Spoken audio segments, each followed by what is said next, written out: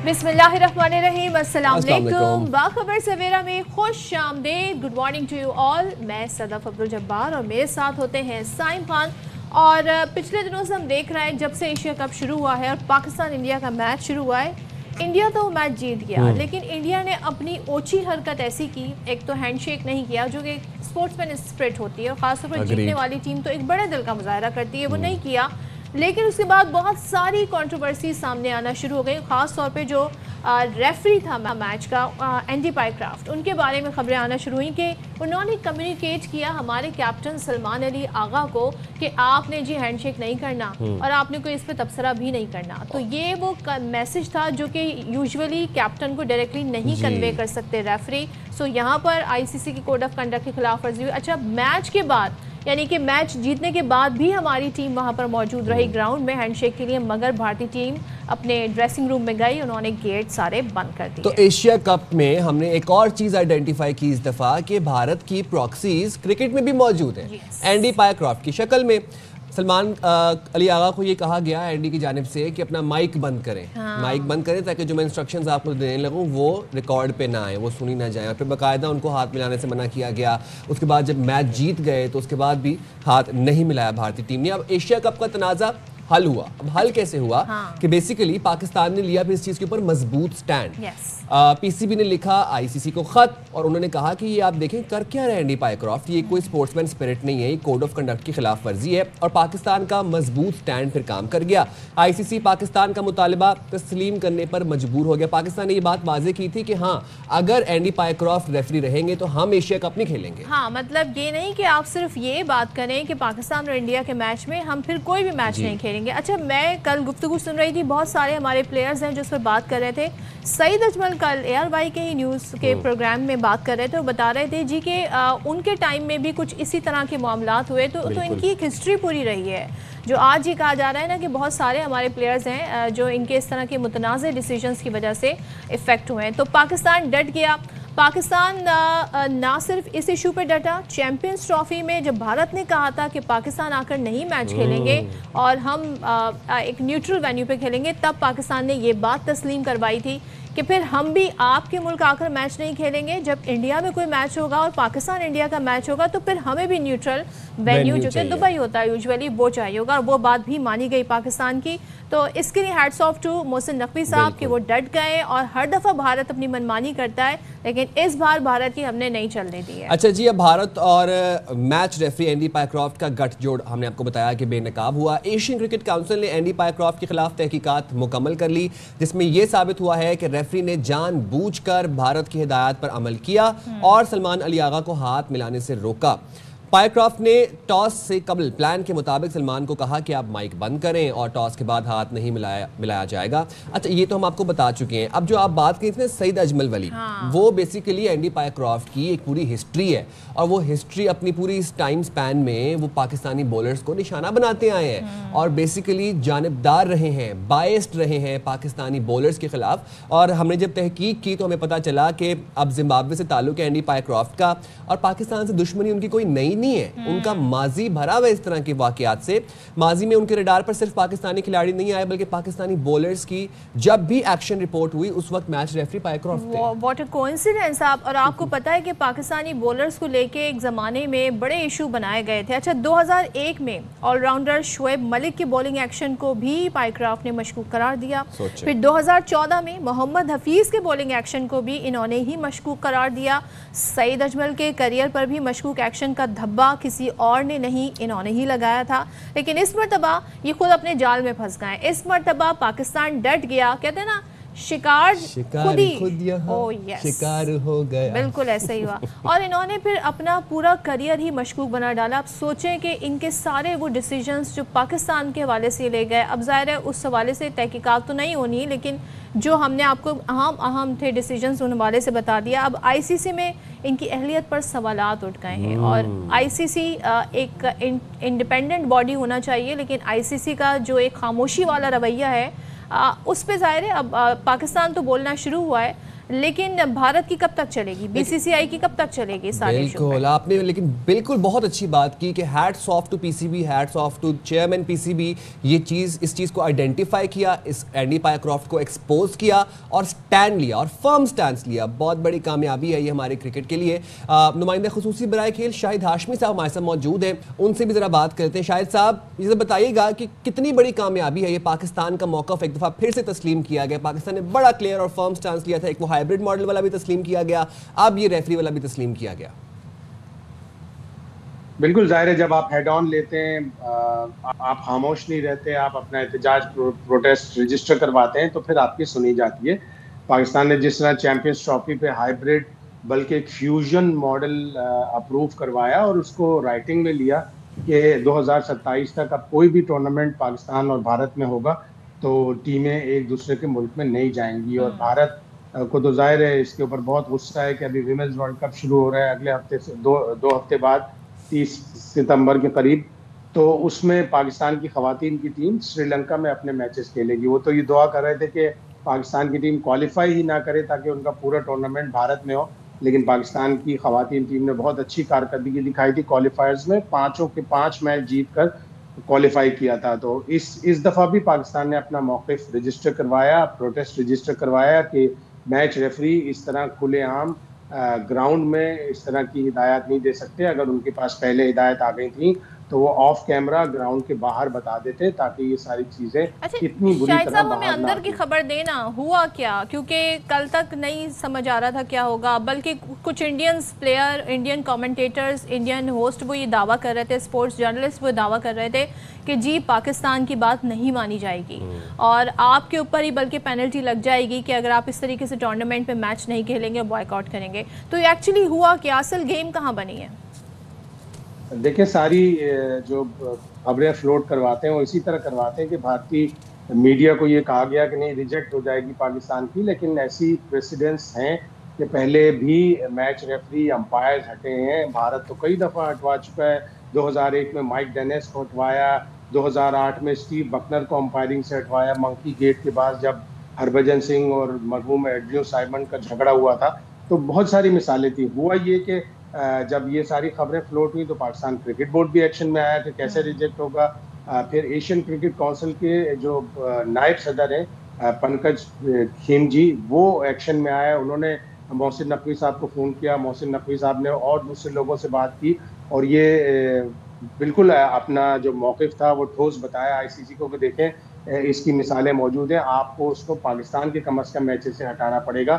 اس referee نے پاکستان کے خلاف ایک ایسی حرکت کی ہے, فریق بنایا ہو پاکستان کے خلاف, جس کے بعد پھر یہ نرم گوشہ اختیار کیا گیا اور اب یہ ڈیسائیڈ ہوا ہے کہ پاکستان کے میچز میں وہ نہیں ہوگا. آلدو کہ پاکستان کرکٹ بورڈ ابھی کہہ رہا ہے کہ آج ہم اس کے اوپر اپنا حتمی فیصلہ جاری کریں گے کہ آیا ہم نے آگے ایشیا کپ کھیلنا ہے یا نہیں, لیکن ظاہر ہے وہ پوری سب چیزیں اپنے پریس ریلیز میں بتائیں گے, اسی لیے وہ انتظار کر رہے ہیں اپنی ساری چیزوں کا. آج یہ معاملہ طے ہو جائے گا. تو یہ ساری چیزیں ہوئی کہ گفت و شنید ہوئی, ٹیلی فون کالز گئیں, اس کے بعد ہی یہ معاملہ طے پایا. جس طرح پچھلے ماہ ڈھاکہ میں میٹنگ ہونی تھی, بھارت نہیں آ رہا تھا, لیکن محسن نقوی نے سارے ایشین کنٹریز کو ملایا, سری لنکا کو ملایا, افغانستان وہ اپنے کام سے گئے تھے, وہاں پہ کرکٹ حکام سے ملے. تو یہ نیگوسیشنز اور یہ ٹیلی فون کالز اور آپ جب اپنا موقف سخت اختیار کرتے ہیں تو چیزیں خود آئی جسٹ ونڈر کہ پاپ کارن ٹائم ہے یہ, انڈین چینلز پہ اس وقت پتہ نہیں صفحہ ماتم وہاں پہ بچھی ہوئی ہوگی, پاکستان کی بات کیسے مان لی گئی. ایک چیز یہاں بالکل شاید بھی ایک چیز ہم نے جب تحقیق کی ہمیں پتہ چلا کہ اینڈی پائیکرافٹ کی ایک ماضی رہا ہے جانبداری کا, بائسڈ رہے ہیں وہ شروع سے, اور ہمیں پتہ چلا کہ جس طرح سے سعید اجمل, محمد حفیظ, شعیب ملک کے بولنگ ایکشن پر سوالات اٹھاتے رہے. آپ تو بڑے عرصے سے کرکٹ کو فالو کر رہے ہیں, آپ بڑی اسٹرانگ گرپ رکھتے ہیں, ذرا ان کے ماضی پر بھی روشنی ڈالیے گا. یہ تو بھارت کی پراکسی نکلے, ان کو مسئلہ کیا ہے, کوئی پیسے ویسے تو ادھار نہیں ہے؟ نہیں, زیادہ تر جو بالنگ ایکشن پاکستانی بولرز کے رپورٹ ہوئے اس میں میچ ریفری اینڈی پائیکرافٹ ہی ہوتے تھے, لیکن براہ راست میچ ریفری کا تعلق نہیں ہوتا بالنگ ایکشن رپورٹ کرنے میں. بالنگ ایکشن سب سے پہلے آن فیلڈ امپائرز رپورٹ کرتے ہیں جو دیکھ رہے ہوتے ہیں.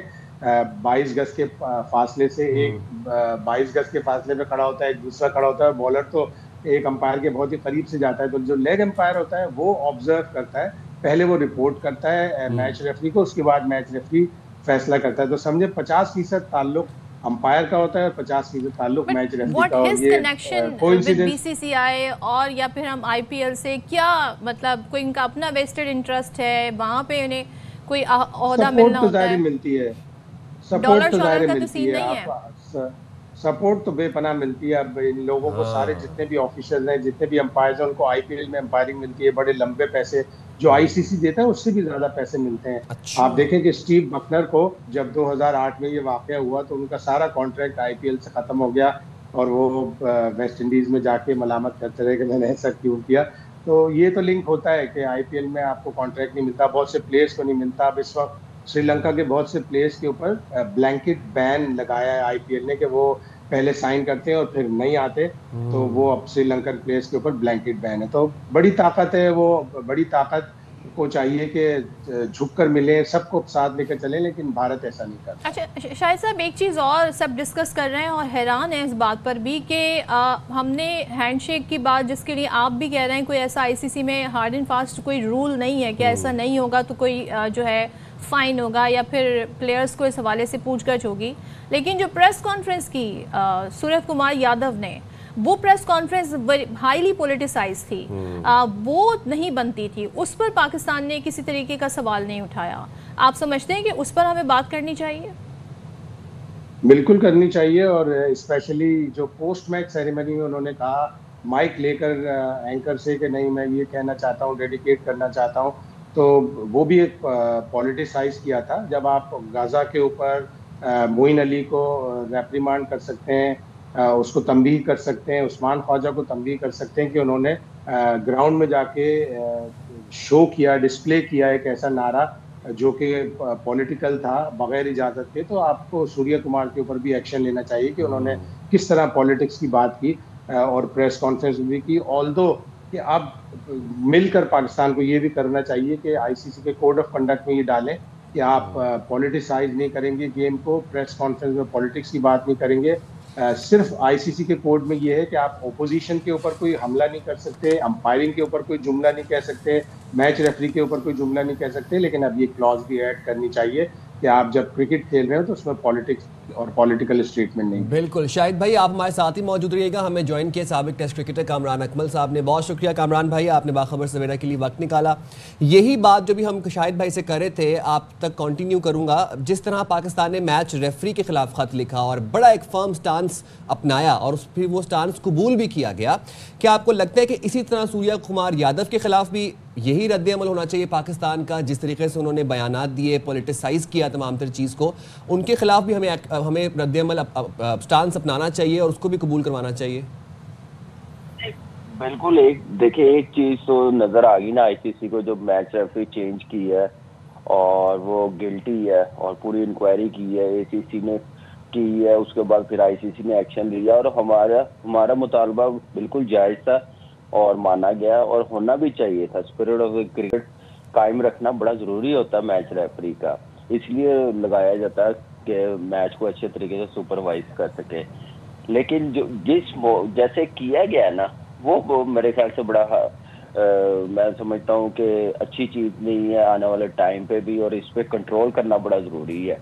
तो अच्छा डिसीजन है और पाकिस्तान क्रिकेट बोर्ड ने जो अपना प्रोटेस्ट रजिस्टर करवाया उस पर पूरा इम्प्लीमेंट हुआ है, और आने वाले मैचेस पे भी ऐसा नहीं होना चाहिए और ऐसे ही मेरे ख्याल से गेम होनी चाहिए अच्छे तरीके से। जेंटलमैन गेम है और पूरा देखिए, ये कोई क्लब का मैच तो है नहीं है, कोई डोमेस्टिक मैच तो है नहीं, इंटरनेशनल मैच है, दुनिया देख रही होती है। कई चीजें इस पे बच्चे भी है कि क्या अच्छा होना चाहिए। जहाँ तक टीम ने जो हरकत की है, जैसे क्या नाम है, शेक हैंड नहीं की है, ठीक है, रूल नहीं कहता, लेकिन जो प्रेस कॉन्फ्रेंस में जाके उसने जो बातें की है, वो कोई भी स्पोर्ट्समैन, कोई भी क्रिकेटर ऐसे नहीं कर सकता, पॉलिटिक्स नहीं चला सकता। वो तो मुझे लग रहा था मैच नहीं था, वो कोई बीजेपी का जलसा हो रहा था, उसके वोट मांग रहा था। तो इस चीज पे तो आईसीसी को तो बिल्कुल कॉम्प्रोमाइज नहीं करना चाहिए, बिल्कुल जाना चाहिए, हमें कहने की भी ना जरूरत पड़े, क्योंकि आने वाले टाइम नहीं बिल्कुल ऐसे ही है। आईसीसी मेरे ख्याल से हेड ऑफिस उधर है और उनके सामने सारा कुछ हुआ है। ये तो खैर दुनिया में कहीं पे भी हो, तो छोटी छोटी चीजें भी जो होती है ना, जो पॉलिटिक्स बीच में लाए, वो उस पर कोई कॉम्प्रोमाइज़ नहीं होना चाहिए। अच्छा कामरान, एंडी पाइक्राफ्ट के हवाले से हम शाहिद साहब से भी बात कर रहे थे कि क्या इनकी ऐसी हिस्ट्री रही है, पाकिस्तानी जो बॉलर्स हैं बिलखुसूस उनके एक्शन पर जब भी रिपोर्ट आई तो इनका एक किरदार सामने आया। ये भी बड़ा इस वक्त डिस्कस हो रहा है, आप इससे इत्तेफाक करते हैं या आप समझते हैं कि just because he is part of this game और इस सिस्टम तो इनका कहीं ना कहीं नाम उससे जुड़ जाता है? देखिए मुझे नज़र आ रहा था, जैसे कल सईद भी था, शाहिद भाई भी थे 11th आवर में, तो मुझे नज़र आ रहा था कि ये कोई प्लानिंग की गई है पाकिस्तान टीम के मुतालिक। जैसे सईद अजमल के मुतालिक इन्होंने रिपोर्ट की है, हफीज़ के मुतालिक की है, सईद बता रहा था कि शुएब अख्तर का भी इन्होंने कहीं जाके किया हुआ है। तो मुझे लग रहा था कि ये प्लानिंग के साथ हमारी टीम को वीक करने की कोशिश की गई है। तो देखिए 2015 से पहले सईद अजमल का भी एक्शन वर्ल्ड कप से पहले कह दिया है कि ठीक नहीं है, और रिपोर्ट कर दिया, हफीज का कर दिया कि हमारा कॉम्बिनेशन, हमारी जो बॉलिंग स्ट्रॉन्ग थी ना, उसको वीक करने की कोशिश की गई है। तो मुझे तो नज़र यही आ रहा है, और मेरे ख्याल से ये चीज़ें अच्छी नहीं है। तो इसी मैच रेफरी ने की है, और कंट्रोवर्शियल पाकिस्तान टीम को कोई ना कोई ऐसे कंट्रोवर्शियल कोई ऐसी चीज़ करना जो मेरे ख्याल से पाकिस्तान टीम पे प्रेशर आए, टीम खराब हो, क्रिकेट कहाँ से कहाँ आ गई है इसी वजह से। तो मेरे ख्याल से ये चीज़ें एक्सेप्टेबल नहीं है, और अब इस चीज़ पे पाकिस्तान क्रिकेट बोर्ड को बड़ा हार्डली आना पड़ेगा और अपनी बात बराबर पर आएगा। जैसे कह रहे हैं ना, बराबरी पे बात होगी, तो वैसे ही हमें करना पड़ेगा, और उसके लिए हमें ये तो करना ही करना है। शायद भाई हमेशा कहते हैं, हम भी कहते हैं, उसके लिए हमें क्रिकेट भी अच्छी खेलनी पड़ेगी, हमें जीतना पड़ेगा। ये नहीं कि हमने अपने लेवल की और अपने से छोटी टीमों से खेलना, हम ये देखना है कि हम ये बातें उस वक्त ज़्यादा और ज़्यादा स्ट्रांग होंगे जब हम लोग जीतेंगे, खेलेंगे, अच्छी क्रिकेट खेलेंगे। ये नहीं है कि हम इन बातों की तरफ ज़्यादा डिस्कस कर रहे हैं, जो टीम की परफॉर्मेंस है उस तरफ अभी ध्यान नहीं जा रहा, या ये हमें भी मेरे ख्याल से सोचना चाहिए। लेकिन आप ये देखें ना कि ये अलमिया है भारत के लिए कि उनकी जीत डिस्कस नहीं हो रही, उनका रवैया, उनका बिहेवियर डिस्कस हो रहा है। ये बिल्कुल आप वो इसलिए सदफ हो रहा है क्योंकि वो नंबर 1 टीम है, और वो इस वक्त समझ रहे हैं कि दुनिया में ना इंडियन टीम ने, इंडियन बोर्ड ने ठेका लिया हुआ कि जैसे हम कहेंगे वैसे करना पड़ेगा, जैसे हम वेन्यू सेलेक्ट करेंगे वहाँ पे खेलेंगे अपनी मर्जी से, और अपनी मर्जी से जिस मुल्क में जाना होगा जाएंगे, बाकी सारे मुल्क आपके आएंगे खेलने के लिए, आपकी मर्जी होगी खेलना या नहीं खेलना। तो ये भी आईसीसी को बड़ा सोचना पड़ेगा। ठीक है, जय शाह उनका बीसीसीआई इंडिया का वो 80% 90% रेवेन्यू आता है आईसीसी में, लेकिन कौन सी बॉडी ऐसी है दुनिया में स्पोर्ट्स की जो एक मुल्क होल्ड कर रहा हो? इतनी बड़ी बड़ी स्पोर्ट्स है, आप देख लें, फुटबॉल देख लें, किसी एक मुल्क का होल्ड हो मुझे बता दें। तो इस न्यूट्रल होके, फेयर होके स्पोर्ट्स चल रही होती है। तो आईसीसी ऐसे अब काम करने पड़ेंगे, तो फिर जाके हम चीज़ें बेहतर होंगी और स्पोर्ट्समैन स्पिरिट रहेगी। बिल्कुल, और सही मोहसिन नकवी साहब ने बीसीसीआई को गर्दन से पकड़ के रखा है। कामरान भाई आप हमारे साथ ही रहिएगा। शाहिद भाई हमारे साथ मौजूद हैं। शाहिद भाई, बहुत सी चीज़ें हम लोग माजी में इग्नोर कर देते थे, इस दफ़ा हम ये देख रहे हैं कि हम स्टेप ले रहे हैं, हम आवाज़ उठा रहे हैं, हम उस पर स्टांस ले रहे हैं। इससे कितना फ़र्क पड़ता है बाकी कंट्रीज़ के ऊपर, बाकी शायकीन क्रिकेट के ऊपर, ख़ास तौर पर जो क्रिकेट देखना पसंद करते हैं, जो क्रिकेट खेलना पसंद करते हैं? बिल्कुल ऐसा ही असर पड़ता है, और मौके बड़ा सख्त इख्तियार करना चाहिए पाकिस्तान को। सबसे मेन चीज़ ये, एक तो पाकिस्तान की टीम की परफॉर्मेंस अच्छी है, और जब हम सब रैंकिंग में ऊपर जाएंगे हमारी डिमांड होगी, हमसे सब खेलना चाहेंगे। नंबर 2 ये कि जब भी आईसीसी की मीटिंग्स होती हैं, मीटिंग्स में भी बड़ा पुरजोर पाकिस्तान को हिस्सा लेना चाहिए, लॉबिंग करनी चाहिए क्रिकेट कमेटी के साथ, और ये अब चीज़ क्लॉज डलवानी चाहिए कि प्रेस कॉन्फ्रेंस में और पोस्ट मैच सेरेमनी में पॉलिटिकल बातें नहीं होंगी। इसी तरह Australia, England, south Africa, West Indies, इन सब से इतना कोऑपरेशन किया जाए। जब इनकी लीग्स होती है तो हमें अपने प्लेयर्स देने चाहिए, ताकि हमारी लीग्स हो तो भी इनके प्लेयर्स हमारे पास आएँ, और फिर उसके साथ साथ हमारा ताउन बढ़े। जब तक हम लॉबिंग नहीं करेंगे दूसरे बोर्ड्स के साथ मिलकर, जिस तरह मोहसिन नकवी ने एशियन मेंबर के साथ की, उस वक्त तक हमारी सुनी नहीं जाएगी और हमारी बात नहीं मानी जाएगी।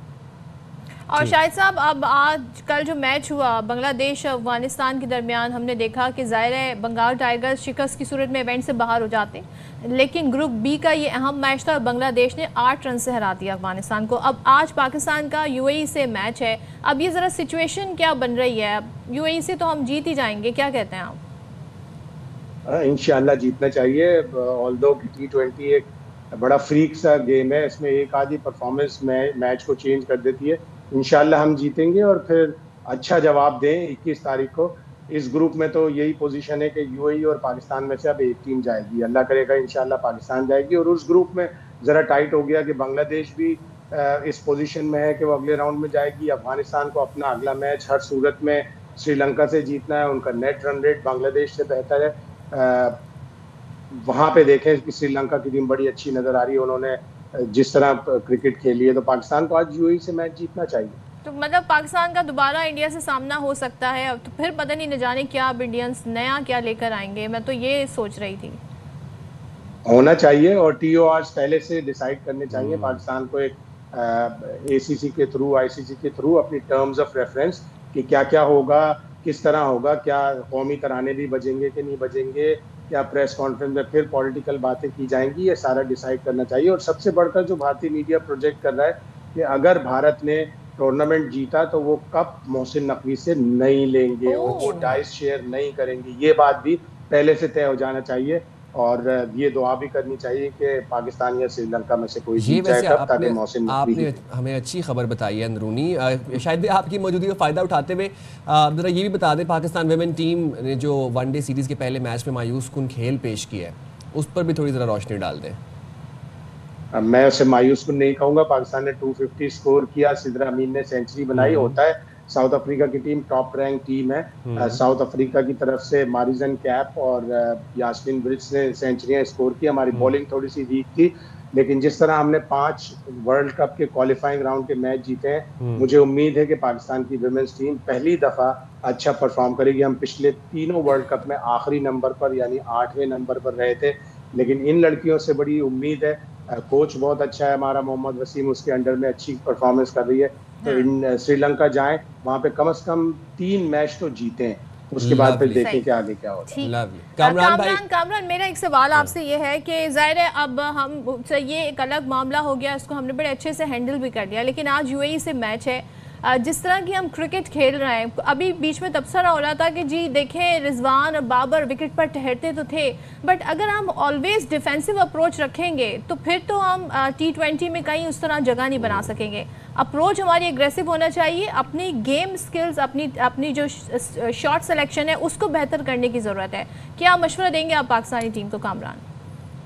دیکھیں مشورہ تو وہ مان رہے ہوتے تو یہ حال نہ پاکستان کرکٹ ٹیم کا ہوتا، اور ایگو میں رہ رہے ہیں، اور اس وقت یہ حالت ہو گئی ہوئی ہے، یو اے ای بھی ہمیں آسٹریلیا لگنی شروع ہو گئی ہے پاکستان ٹیم کے خلاف کھیلتے ہوئے، اور مشورہ یہی ہے کہ بیسٹ کنڈیشن کے مطابق ٹیم بنائیں، اور اچھی اپروچ ہونی چاہیے، اچھا گیم پلان ہونا چاہیے، اور جو گیم اویئرنیس جو ہم لوگ بات کرتے ہیں وہ ہمیں نظر ہی نہیں آتی۔ پریشر اتنا اپنے پہ لے لیتے ہیں، دوسری ٹیم کا تھوڑی سی چیلنجنگ کنڈیشن آتی ہے، کوالٹی سائیڈ آتی ہے، تو کچھ پتہ نہیں چلتا کہ کیا بیٹنگ کرنی ہے، بالنگ کیسے کرنی ہے، کیپٹنسی کیسے کرنی ہے، ساری چیزیں ایکسپوز ہو جاتی ہے۔ ایسے لگتا ہے کوئی ڈومیسٹک کی ٹیم ٹورنامنٹ کھیلنے گئی ہوئی ہے، کوئی کلب کی ٹیم، بچوں کی کوئی ٹیم گئی ہوئی ہے، جس طرح سے بیٹنگ ہو رہی ہوتی ہے۔ تو یہ چیزیں کس نے بہتر کرنی ہے؟ ٹیم مینجمنٹ نے، کپتان نے بہتر کرنی ہے، یہ کرنا بڑا ضروری ہے۔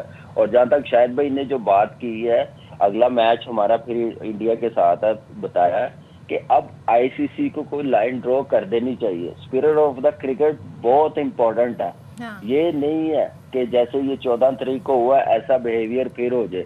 اگر ایسا کرنا تو میرے خیال سے ڈریسنگ روم سے ہمارا کپتان کھڑا ہو، ان کے ڈریسنگ روم سے کپتان ہو، ٹاس ہو جائے۔ تو میں کہہ رہا ہوں تو پھر ایسے ٹاس بھی ایسے ہونا چاہیے، کوئی قریب نہ آئے، پاکستان ٹیم بالنگ کرے تو وہ ٹچ نہ کرے اور شاٹ مارے ہاتھ نہ لگائیں، پھر اس ٹائپ کی کرکٹ ہونی چاہیے۔ تو یہ اچھی چیز نہیں ہے، اچھا میسج نہیں ہے، اچھا میسج نہیں ہے۔ یہاں پہ آئی سی سی کو آنا چاہیے بیچ میں، اور ویسے ہی میچز ہونے چاہیے جیسے پاس میں ہوتے رہے ہیں۔ اس وقت بھی حالات اتنے اچھے نہیں ہوتے تھے۔ کامران بھائی ذرا اب بتائیے گا کہ جو سیکنڈ راؤنڈ ہے اس میں ہم دیکھنا چاہتے ہیں کہ یہ لڑ کے کھیلیں, مطلب کہ جم کے کھیلیں, ایٹ لیسٹ فائٹ تو کریں, آپ شارٹ سلیکشن پہ تھوڑا کام کر لیں, چہرے کے ایکسپریشن بھی چلے پلیز یہی کر لیں, چہرے کے ایکسپریشن ڈرے ہوئے گھبرائے ہوئے مایوس کن لگتے ہیں. ہم جب کرکٹ کھیلتے ہیں نا, جو کرکٹ تو خیر کیا, جب گلی میں بیٹ بال کھیلے ہوتے ہیں تو وہ کہتے ہیں اندھی تکی لگ گئی. تو پچھلے میچ میں انہوں نے اندھی تکی کھیلی ہے, بالرز نے بیٹنگ کی ہے, بیٹرز نے بالنگ کی ہے. کیا حکمت عملی اپنانی چاہیے ان کو؟ دیکھیے اگلے راؤنڈ کے لیے آج کا میچ بڑا امپورٹنٹ ہے, کس اپروچ کے ساتھ کھیلتے ہیں, کس پلینگ 11 کے ساتھ کھیلتے ہیں. آپ وہی سائڈ کھلا سکتے ہیں جو انڈیا کے ساتھ. ایکچولی ہم لوگوں کی سائن پتہ ہے کیا پرابلم کیا ہے, شاید بھائی بھی ایگری کریں گے, ہم 8ویں 9ویں نمبر کی ٹیم سے کھیلتے ہیں نا میچ کو ہی, تو اگلا میچ ہمارا نمبر 1 ٹیم سے ہوتا ہے نا, تو اس کو بھی 8ویں 9ویں نمبر کی ٹیم سمجھ کے کھیل رہے ہوتے ہیں. پلینگ سائڈ وہی ہو رہی ہوتی ہے, کنڈیشن بھی وہی سمجھ رہے ہوتے ہیں ڈفرینٹ وینیو میں جا کے. تو یہ چیزیں مجھے لگتا ہے کہ اچھی نہیں ہے. تو یہ اس کے مطابق اپنی ٹیم کرکٹ چلانی چاہیے. شاید بھائی ہنس رہے ہیں, میں حیران ہو رہا کہ میں شاید کوئی ایسی باتیں کر رہا ہوں, لیکن یہ یہ حقیقت ہے. آپ دیکھیں شارجہ میں جو پلینگ سائڈ کھیلی وہی دبئی میں کھیلی, وہی انڈیا کے خلاف کھیلی. کوئی بندہ ان کو بتائے کہ بولنگ لائن اپ کھلانی ہے, آپ نے بیٹنگ جو کھلا رہے اتنی لمبی 8ویں تک 6 میں نہیں کیا تو 7-8 میں بھی نہیں کرنا کچھ.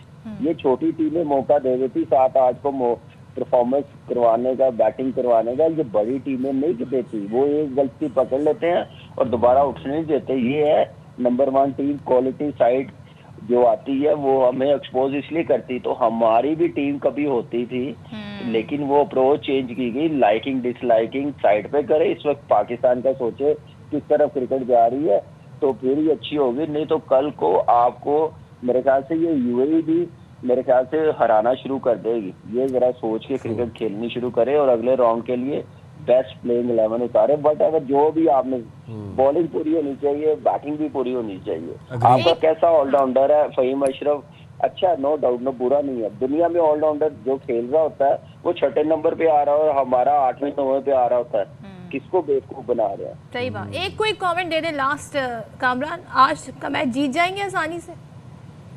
بالکل جیتنا چاہیے, اتنی بھی نہیں ہماری ٹیم ایسی, لیکن ہمارے پاس ذہن ایسے بن گئے اس ٹائپ کی کرکٹ کھیل رہے ہیں کہ یو اے بھی ہمیں لگتا ہے کہ جیتنے دے گی یا نہیں جیتنے دے گی. لیکن فینس تو یہی امید کرتے ہیں نا کہ پاکستان ٹیم واپس آئے, اچھی کرکٹ کھیلے. مجھے امید ہے کہ اچھے مارجن سے جیتے کہ اگلے میچ کے لیے اچھی اسٹیٹمنٹ جائے. لولی, بہت شکریہ کامران بھائی, شاہد بھائی, آپ لوگوں نے باخبر سویرا کے لیے وقت نکالا. تھینک یو ویری مچ. بہت ہی فارغ ہے بھارتی میڈیا, اب وہ بیٹ کی نئی کہانیاں بنا رہے ہیں. ویسے میں اس کانفیڈنس پہ, ٹھیک ہے آپ کی ٹیم اس وقت نمبر 1 ہے, بٹ سٹل میں اس کانفیڈنس پہ حیران ہوں کہ جی ہم جیت گئے نا تو ہم یہ کپ محسن نقوی صاحب سے نہیں لیں گے, کیونکہ وہ ایشیا کپ کو, ایشین باڈی جو ہے, ایشین کرکٹ کاؤنسل جو ہے, اس کو ہیڈ کر رہا ہے. سو آپ چیک کریں ذرا, ان کا کتنے چھوٹے چھوٹے مسائل ہیں ان کے. اصل میں نا چھوٹا دل ہے, ان کو چائے کا کپ بہت پسند ہے, تو میرے خیال سے ان کو چائے پلانی چاہیے. کب سے مسئلہ ہے, کب سے مسئلہ ہے ان کو. لاسٹ ٹائم وہ چاہے وہ کپ ٹرافی والا کپ ہو یا چائے والا کپ ہو. او گاڈ, یہ آپ نے صحیح بات پوائنٹ آؤٹ کی. اب اچھا, اب آپ یہ دیکھیں کہ اب بھارتی پنجاب کے وزیر اعلیٰ بھگونت مان نے مودی سرکار اور بی سی سی آئی کو آڑے ہاتھوں لے لیا. اب دیکھیں, جب اتنی کوئی انی نہیں مچی ہوئی, جس میں پنجابی میں کہتے ہیں کہ کوئی نہ کوئی سین وائسز ہوتی ہیں ملک کے اندر, اب وہ یہ کہتے ہیں کہ ہاتھ نہ ملا کر کون سا آپریشن سندور جیت لیا آپ لوگوں نے.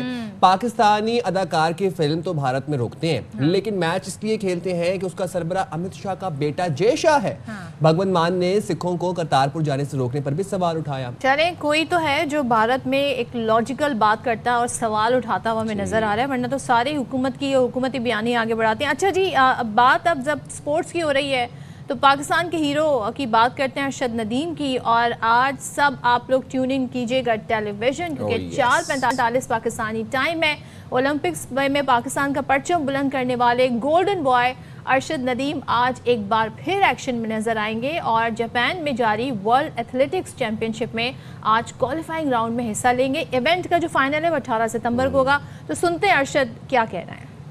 ایتھلیٹک چیمپئن شپ کھیلنا ہے جاپان ٹوکیو میں, کو میرا کوالیفائی راؤنڈ ہے. میرے لیے مزید دعا کرے تاکہ میں اچھا پرفارم کروں اور फाइनल के लिए क्वालिफाई करूं। फाइनल जो है वो 18 तारीख को होगा। तो टाइम है क्वालिफाई राउंड का पाकिस्तानी टाइम के मुताबिक 4:45 पे होगा शाम को। बहुत सी दुआएं और नेक तमन्नाएं हैं अरशद भाई के लिए। Best of luck. Best of luck Arshad Nadeem. और ये कि नीरज चोपड़ा भी हैं। हाँ जी। अच्छा वैसे एक बात बताइए, वहाँ पर अगर हैंडशेक का इशू वहाँ भी होगा, क्या होगा? मैं भी यही सोच रहा था कि अगर वहाँ पर हैंडशेक करना पड़ गया तो फिर क्या? इस बात पे भी कहेंगे कि जेवलिन थ्रो में भी अब आप लोगों ने हैंडशेक नहीं करना। ये बात वैसे कोई भी छोटी हरकत हम भारत से एक्सपेक्ट कर सकते हैं। सो लाइक अनप्रेडिक्टेबल है ना ये लोग। लेट्स सी क्या होता है। बस हम तो कहते हैं ना हमेशा अच्छे इखलाक का ही मुजाहरा करते हैं। ब्रेक लेते हैं, ब्रेक के बाद वापस आते हैं।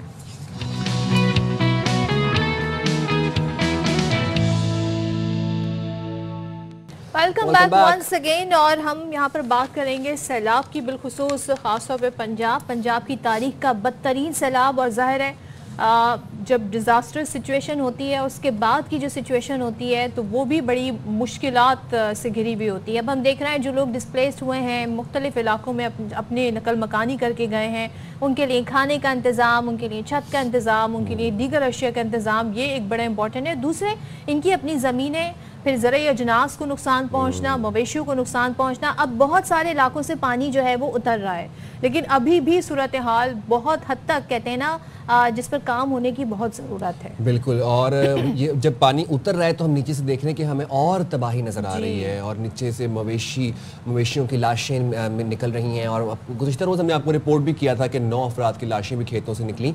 तो ये तमाम तो सूरत हाल है पंजाब की, जिस तरीके से वहाँ पर फसलों को शदीद नुकसान पहुँचा है, हमें ग़ज़ाई किल्लत का भी सामना है।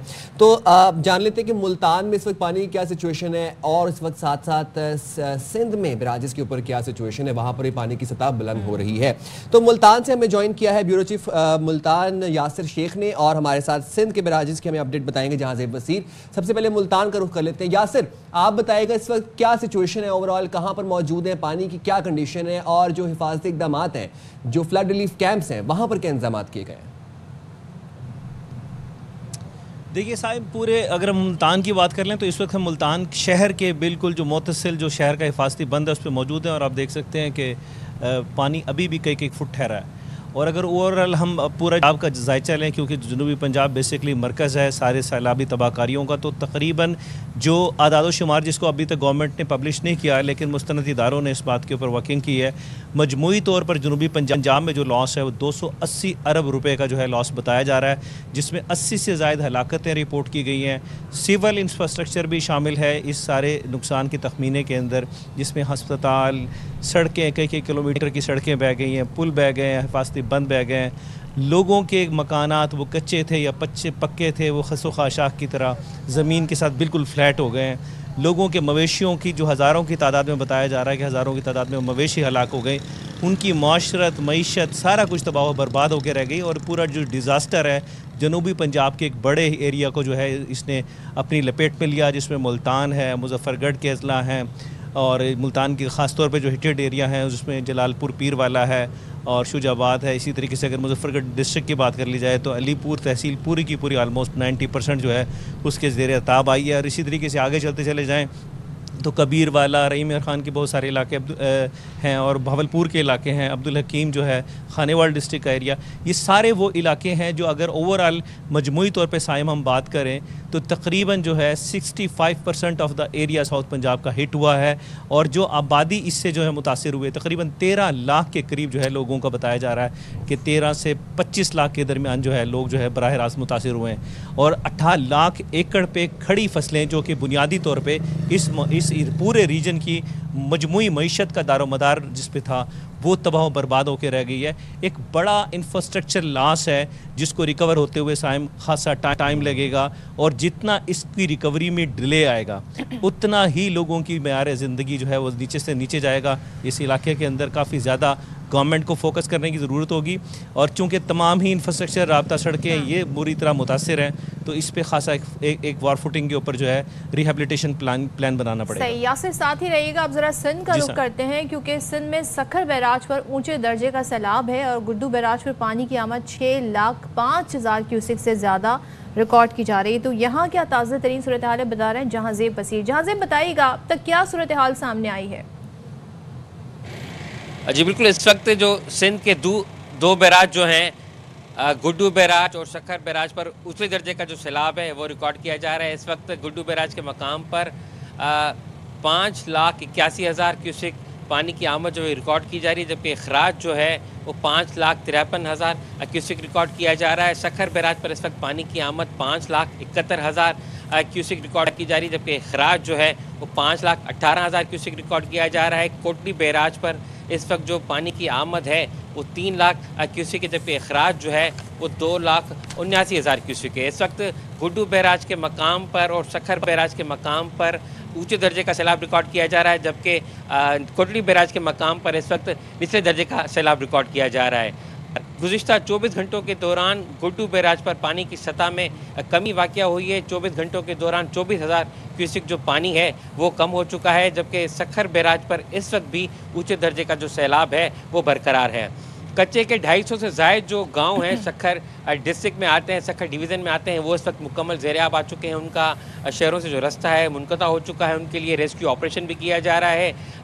कमिश्नर शक्कर डिवीज़न के मुताबिक इस वक्त डाउन स्ट्रीम में जो है वो पानी ज़्यादा है, क्योंकि कोटली के लिए जब शक्कर बैराज से पानी जा रहा है तो डाउन स्ट्रीम वाले इलाकों पर जो पानी है उसकी सतह में मुसलसल इजाफा हो रहा है। तो इस वक्त 50,000 से ज़ायद जो खैरपुर के इलाका मकीन थे, जो देहातों में रहते हैं, उनको रेस्क्यू किया गया है। उनके रेस्क्यू के लिए तमाम तर इंतजाम मुकम्मल कर लिए गए हैं। शक्कर के जो कच्चे के इलाके हैं जहाँ पर ज़रूरत ये महसूस की जा रही है कि जो लोग हैं अगर वो वहाँ से ना निकले तो कोई जानी या माली नुकसान हो सकता है, तो उसको निकालने के लिए तमाम तर इंतजाम मुकम्मल कर लिए गए हैं। नेवी के जो रेस्क्यू अमलदार हैं, जो नेवी के अहलकार हैं, वो भी लोगों को रेस्क्यू कर रहे हैं। रेस्क्यू 1122 के जो अहलकार हैं वो भी लोगों को जो रेस्क्यू कर रहे हैं। इनके साथ साथ जो डिस्ट्रिक्ट एडमिनिस्ट्रेशन है उनकी जानिब से भी तमाम जो मुताल्लिका हुकाम है उनको कश्तियाँ प्रोवाइड की गई हैं, ताकि अगर वो भी कहीं कच्चे में जो लोग फंसे हुए उनको निकालने के लिए रेस्क्यू कर सकें। ठीक है जहाज़े बसीर, बहुत शुक्रिया अपडेट्स देने के लिए, और साथ ही यासिर शेख आपका भी बहुत शुक्रिया। तो ये सूरत हाल है और आपके सामने अब ज़ाहिर हम देख रहे हैं कि हमारे जो भाई बहन हैं जो सैलाब मुतासिर हैं, इनकी मदद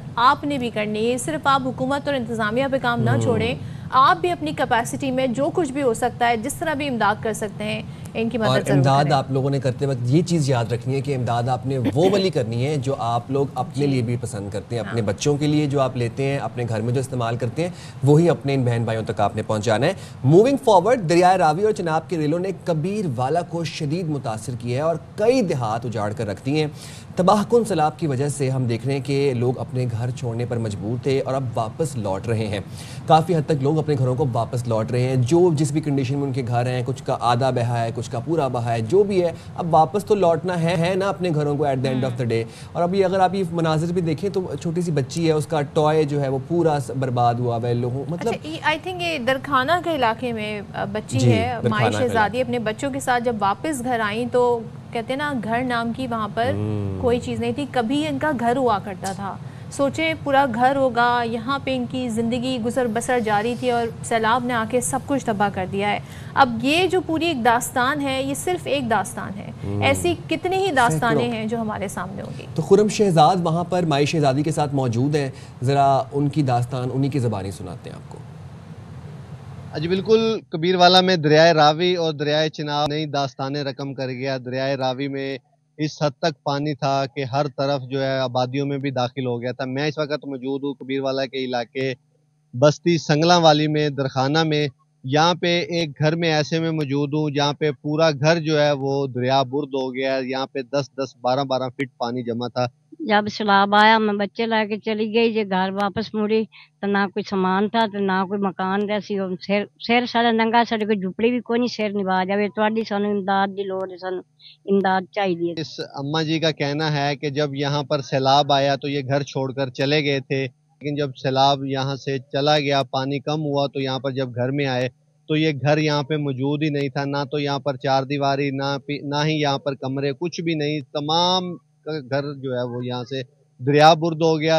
अम्मा जी की हुकूमत से, इंतज़ामिया से अपील है कि इनको चार दीवारी के लिए कोई यहाँ पर मकान बना के दिया जाए या इनको छत फराम की जाए ताकि ये अपने बच्चों के साथ यहाँ पर ज़िंदगी गुजार सकें। जी। अच्छा, ये हम घर की बात क्यों करते हैं बार बार? क्योंकि देखिए, जिन लोगों ने अपने घर बनाया है ना, ये बात वही लोग जानते हैं कि एक एक ईंट, एक एक सीमेंट की बोरी, एक एक लेंटर के पीछे कितनी मेहनत और कितनी उन्होंने रातें जाके, कितनी एक एक पाई जमा करके बड़ी जिंदगी भर की जमा पूंजी है। अब हुकूमत के ज़िम्मे भी बड़ा काम है। अब ये अपील मुतासरीन कर रहे हैं कि उन्हें घर 4 दीवारी बना कर दी जाए। देखते हैं जी इस पर क्या मज़ीद डेवलपमेंट होती है। लियाकतपुर की बात करते हैं। अब जिन जिन इलाकों में हमने देखा ऊंचे दर्जे का सैलाब आया, वहाँ पर देहात, फसलें, हज़ारों एकड़ रकबे पर फैली फसलें सब तबाह हो गए। कई देहात उजड़ गए, सफ़ाई हस्ती से मिट गए। अब मुतासरीन यहाँ पर अब बेयार मददगार भी हैं, ज़ाहिर है अब उनके सरों पर छत नहीं है। ये भी हुकूमत से अपील कर रहे हैं कि हमारे लिए भी कोई इंतज़ाम किया जाए। सर्दी का भी अब थोड़ा मौसम आ गया है, तो ज़ाहिर है इस वक्त गर्म कपड़ों की भी ज़रूरत होगी। ज़ाहिर है इनका अहवाल लियाकतपुर का भी हम मज़ीद आपको बताएंगे। तो प्राइम मिनिस्टर आई गेस इस वक्त बात कर रहे हैं, तो ज़रा चलें। और वज़ीर आज़म पाकिस्तान इस वक्त मुखातिब है। That gives you huge inspiration. How do you hope Pakistan is remembered in about a decade from now? A country with its head high, great achievements in the field of economic prosperity and progress. We want peace and we want happiness. तो Pakistan TV की launching पर वज़ीर आज़म मोहम्मद शहबाज शरीफ गुफ्तगू कर रहे थे और हम आपको बताए थे लियाकतपुर में क्या सिचुएशन है। तो लियाकतपुर में इस वक्त क्या सूरत हाल है, वहाँ पर क्या तबाही के मनाजिर हैं, कितनी फसलें वहाँ पर ज़ेर आब आई। मोहम्मद अहमद चौधरी हमें इस हवाले से अपडेट करें, बताइएगा अहमद। बिल्कुल, दरियाए चनाब के सैलाबी रेले ने बस्तियां उजाड़ के रखती हैं। कीमती सामान सैलाब की नज़र हो चुका है। इस वक्त मंचन बांध पर फैमिलियां जो हैं बेयारा मददगार बैठी हैं, इनको मुश्किलात का सामना है। मुश्किलात यह है, कमरा डूहान में रहे, एक पक्का है एक कच्चा है। कच्चा कमरा ढह गया, हवेली कंधिया ढह गए। साकू ना राशन पानी मिलता इतना सरकारी, साकू कुछ शय नहीं मिलती। इतना कर बैठे से थे निके निके बच्चे न, रात दी ठंड पमदी है। साढ़े कने ना कंबल ना कोई गिंजा वगैरह। मेहरबानी थी वे लिहाजा हुकूमत से साथ देवे। मुतासरा फैमिली का कहना है कि जो है हमारा कीमती सामान जो है सैलाब की नज़र हो चुका है। हम यहाँ पर बेयार मददगार बैठे हैं। अब मौसम जो है बदल गया है। रात के पहर जो है हमारे छोटे छोटे बच्चे हैं, सर्दी लगती है, हमारे पास कोई गर्म कपड़ा नहीं है, ना कंबल वगैरह है। इन्होंने यही मुतालबा किया हुकूमत से कि जो गर्म कपड़े हैं और कंबल वगैरह हमें फराहम किया जाए ताकि हमारे जो बच्चे हैं उनको सर्दी ना लगे। उन्होंने ये भी मुतालबा किया है कि इंतज़ामिया की तरफ से जो राशन है वो मंचन तक पहुंचाया जाए। हमारे बहुत मुश्किलात है, इन्होंने यही मुतालबा किया कि हमें सहूलियात दी जाए। जी अच्छा, अब हेड पंजनत के मुल्हक्का इलाकों से सैलाब तो गुजर गया, लेकिन तबाही की दास्तान वहाँ पर भी छोड़ गया। उच्च शरीफ की अगर हम बात करें तो उच्च शरीफ में भी सेम सूरत हाल है। लियाकतपुर वली, कबीर वाला वली, हम देख रहे हैं कि लोग बेयारो मददगार बैठे हैं, बेसरो सामानी का आलम है। और जो सदफ अभी बात कर रही थी कि अब आहिस्ता आहिस्ता सर्दी का मौसम आ रहा है, आप देखें कि ठंडी ब्रीज चल रही होती है, नीचे पानी है, ऊपर छत नहीं है। तो वहाँ से हमें मोहम्मद अदनान ज़हूर सईदी हमें वहाँ से रिपोर्ट कर रहे हैं। ज़रा देखते हैं वहाँ पर क्या सिचुएशन है। जी बिल्कुल, दरियाए सतलुज, दरियाए चनाब और दरियाए रावी सैलाबी तबाहकारियाँ करते हुए यहाँ से तो चला गया है, लेकिन तबाहकारियों के निशानात छोड़ गया है। इस वक्त मौजूद हूँ बस्ती कालड़ा में, जो 200 घरों पर मुश्तमिल है।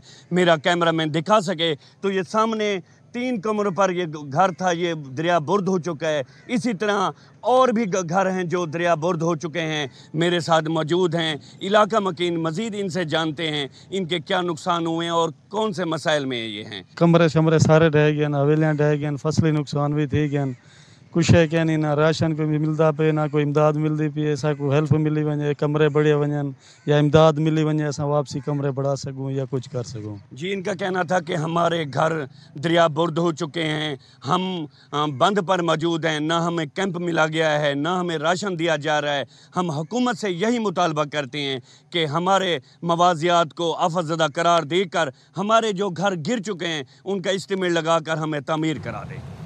अच्छा, ये आप मनाजिर देख रहे हैं इस तरह। अब जो इलाके जहाँ से पानी जो है अब वो कम होता जा रहा है, तो वहीं पर हम सिचुएशन ये देख रहे हैं। पाकपतन की भी अगर हम बात करें तो वहाँ से कहते हैं ना, सैलाब के जाने के बाद अब वहाँ जो मनाजिर हमें नज़र आ रहे हैं उससे तबाहकारियों का अंदाज़ा लगाया जा सकता है कि यहाँ पर क्या सिचुएशन है। कई बस्तियाँ दरिया बुर्द हो गई, तबाह हाल घरों के जो मुतासरीन हैं वो किन हालों में बैठे हैं। ज़ाहिर है एक हद तक आप ज़ाहिर है उनको फैसिलिटेट कर सकते हैं, लेकिन जब ये अपने घरों को लौट रहे हैं, जब ये अपने इलाकों को, अपनी ज़मीनों की तरफ वापस जा रहे हैं, तो इनको वहाँ पे जो नज़र आ रहा है वो आपने देखा कि माई शहज़ादी का घर जो कभी घर हुआ करता था اب وہاں پہ صرف ملبے کا ڈھیر ہمیں نظر آ رہا ہے. سو یہ تمام تر مشکلات ہیں. اب اس سب کے لیے بھی ان کے لیے بھی انتظامات کرنے ہوں گے. بالکل صدف آپ بالکل صحیح کہہ رہی ہیں. یہ اب پنجاب میں جو صورتحال ہے ہم دیکھ رہے ہیں کہ ادھر نارتھ میں کشمیر بھمبر کی بھی یہی صورتحال ہے. وہاں پہ کی تحصیل ہے برنالہ, وہاں پر اب آپ دیکھیں کہ وہاں پر چلو سیلابی صورتحال تو نہیں تھی, بٹ لیکن جو مونسون ارلی مونسون آیا, پھر جو ایکسٹینڈڈ مونسون تھا, بارشوں اور لینڈ سلائڈنگ سے وہاں پر درجنوں مکانات گرے, منہدم ہوئے. ہم دیکھتے کہ کئی گھروں میں دراڑیں پڑ گئیں, لینٹر کچے ہو گئے, لنک روڈز بند ہو گئی. تو یہ حالات اس وقت اوور آل ملک کے, ہم نے آپ کو نارتھ سے لے کر اور سندھ تک ہم نے آپ کو تمام تر سچویشن بتائی ہے. اس پہ مزید بھی بات کریں گے, لیکن یہاں پر ہم ایک بریک لیتے ہیں اور بریک کے بعد واپس آتے ہیں.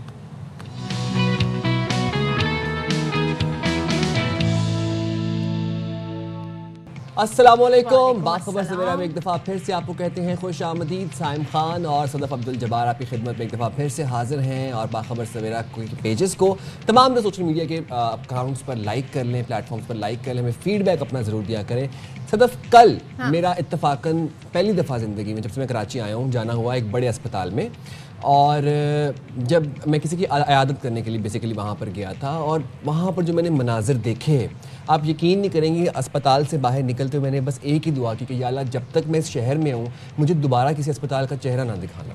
ویسے اسپتال اتنے ابتر حالات اکثر لوگ یہ کہتے ہیں کہ جی بھئی یہاں سے اللہ پاک سب کو محفوظ رکھے, لیکن ظاہر ہے آپ حالات کی بات کر رہے ہیں. میں حالات کی بات کر رہا ہوں, لیکن جو ایک جو میں نے چیز وہاں پر نوٹس کی, یہ ایک ایلیمنٹ میں نے وہاں پر دیکھا کہ وہاں پر جن کی مریض کی میں عیادت کرنے گیا تھا ان کو سٹی سکین کے لیے 2 مہینے کا ٹائم دیا گیا تھا, اور وہ ان کی کنڈیشن ایسی تھی کہ جس کو مطلب ہفتے کے اندر سرجری ریکوائرڈ ہے, اور وہ اپنے 2 مہینے کا ویٹ کریں کہ سٹی سکین کی میری رپورٹ آئے گی تب میں کراؤں گا. تو اب آپ نے جب سٹی سکین کی بات ہی کر دی ہے, تو جب ہم بڑے اسپتالوں کی بات کر رہے ہیں تو ظاہر ہے بہت ساری ایسے ایشوز جہاں سے ہائی لائٹ ہم کر چکے ہیں, لیکن اب یہاں ایک نیا انکشاف ہوا ہے کہ کئی جو اسپتال ہیں, اور یہ بڑے اسپتال ہیں, یہاں پر کئی برسوں سے سٹی سکین مشین اور ایم آر آئی مشینز جو ہیں وہ خراب ہیں, بلکہ بند ہونے کا انکشاف ہوا ہے. اچھا, اب سیکریٹری صحت جو ہیں ریحان بلوچ صاحب, انہوں نے کمیٹی میں یہ سوال اٹھایا گیا تھا, جو قائمہ کمیٹی ہے وہاں پر یہ سوال اٹھایا گیا تھا اسٹینڈنگ کمیٹی میں, تو انہوں نے بتایا کہ اسپتالوں میں ٹیکنیشینز جان بوجھ کر مشینیں خراب کرتے ہیں. اچھا, یہ میں پہلی بار اس طرح کی بات سن رہی ہوں. کیوں کرتے ہیں بھائی, چلے کوئی لاجک ہوگی, کوئی ریزن ہوگی, وہ انہوں نے یہ بتائی تاکہ مریض نجی لیبارٹری سے ٹیسٹ کرائے. تو کیا انہوں نے کوئی اپنا کمیشن رکھا ہے؟ بہت بڑا الزام ہے ان ٹیکنیشینز پر, ٹو بی آنیسٹ اس کے ثبوت ضرور ہونے چاہیے. اب پبلک اکاؤنٹس کمیٹی نے معاملے پر تحقیقات کا حکم پھر دے دیا ہے. اچھا, اور سیکریٹری صحت کو اسپتالوں میں خراب اور بند سٹی سکین اور M I R machines functional کر کے رپورٹ پیش کرنے کا حکم بھی دیا ہے. پی اے سی کا اجلاس چیئرمین نثار کھوڑو کی صدارت میں ہوا تھا. تو تمام تر سچویشن پر بات کر لیتے ہیں. ایک چیز اور میں مینشن کرنا چاہوں گی کہ اجلاس میں محکمہ صحت کے مختلف اضلاع کے ایم ایس کی جانب سے ٹینڈرز کے بغیر 3 ارب سے زائد روپے کی مقامی سطح پر دواؤں کی خریداری کا بھی انکشاف ہوا ہے. تو یہ ہو کیا رہا ہے ہمارے صحت کے ڈپارٹمنٹ میں, اس پر بات کر لیتے ہیں. اس پر موجود ہے ترجمان سندھ حکومت سعدیہ جاوید. سعدیہ, سب سے پہلے تو بتائیے گا پبلک اکاؤنٹس کمیٹی میں جو انکشاف ہوا ہے, کچھ نمبرز, کچھ سٹیٹس آپ ہمارے ساتھ شیئر کرنا چاہیں گی, کون سے ہاسپٹلز ہیں اور کتنی مشینیں خراب ہیں total? Thank you very much. جی, پبلک اکاؤنٹس کمیٹی کا یہ اجلاس پرسوں ہوا تھا. نثار احمد کھوڑو صاحب کی صدارت میں, وہ چیئرمین ہیں کمیٹی کے.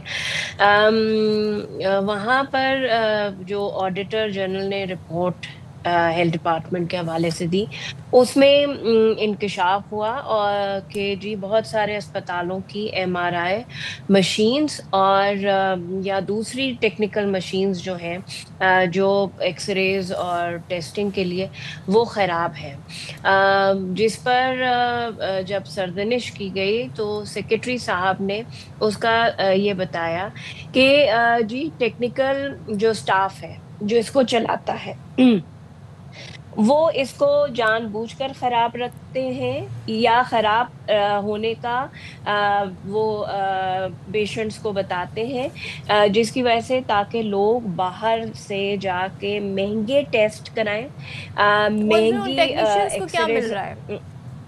دیکھیں ایک بات یہ کہ ہر جو ٹیکنیشین یا ڈاکٹرز ہیں زیادہ تر آپ کو پتہ ہے جو گورنمنٹ جابز میں ہیں وہ شام میں پرائیویٹ ہاسپٹلز میں بھی بیٹھتے ہیں اور وہ ان پرائیویٹ ہاسپٹلز میں بیٹھتے ہیں یا پرائیویٹ کلینکس میں کام کرتے ہیں.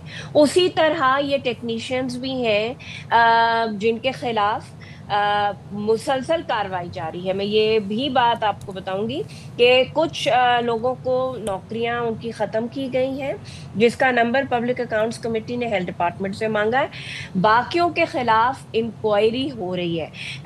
ہم جو سندھ حکومت اس معاملے کو سنجیدہ لیتی کیونکہ ہیلتھ ڈپارٹمنٹ جو ہے وہ ہم دعویٰ ہے ہمارا جس پہ ابھی سائم نے کہا جو مجھے لگا کہ پتہ نہیں سائم کون سے ہاسپٹل میں گئے تھے ورنہ سندھ حکومت جتنا ہیلتھ ڈپارٹمنٹ انفراسٹرکچر پہ خرچ کر رہی ہے وہ شاید ہی پاکستان کی میں آپ کو بتانا چاہوں گا میں آپ سے یہ پوچھنا چاہوں گا کہ کوئی ایسی کمیٹی ہے جو کہ اسپتالوں کی حالت زار کے اوپر بھی توجہ دے.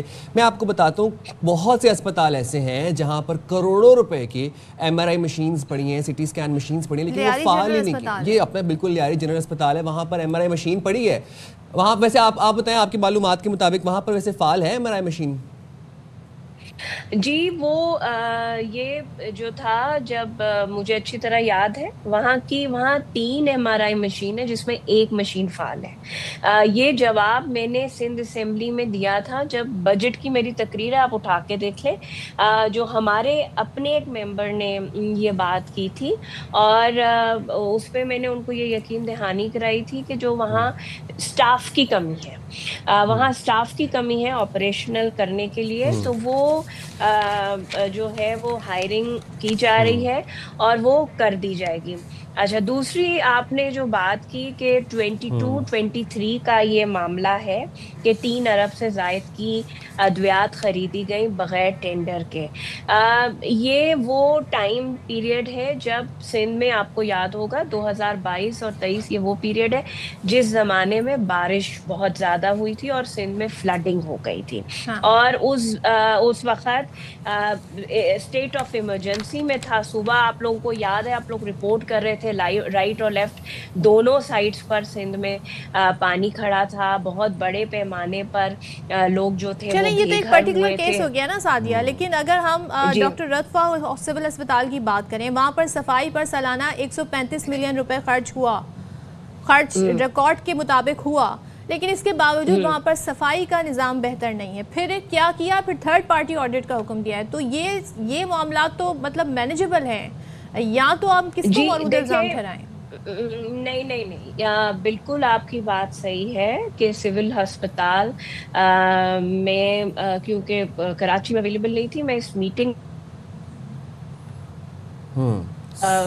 سول ہاسپٹل کے جو کنڈیشنز جو وہاں صفائی ستھرائی کا معاملہ ہے اس پر شکایت ہے. منسٹر صاحبہ نے خود اس معاملے پر نوٹس لیا ہے کیونکہ دیکھیں ہمارے پاس پیشنٹ انفلکس بہت زیادہ ہے.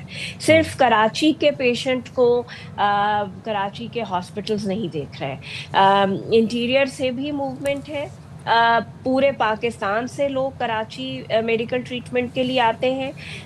NICVD ہو جائے, چائلڈ ہیلتھ کے بارے میں ہو جائے, چائلڈ نیوٹریشن کے بارے میں ہو جائے, جو facilities Sindh government health department provide کر رہا ہے وہ شاید ہی پورے پاکستان. اور اس کے بعد افغانستان سے ہمارے پاس انفلکس ہے, بلوچستان کا پورا بوجھ جو ہے وہ کراچی کے سول ہاسپٹل اور جناح ہاسپٹل اٹھا رہے ہیں. تو یہ بات بالکل ٹھیک ہے کہ جو ہاسپٹلس کی کیپیسٹی ہے اس سے زیادہ پیشنٹ ہے, اسی لیے صفائی ستھرائی کے معاملات ہیں. لیکن اس معاملے کو جب یہ رپورٹ ہوا ہے تو منسٹر صاحبہ خود اس معاملے کو انہوں نے ٹیک اپ کیا ہے اور وہ جو ہے وہ اس کو دیکھ رہی ہیں.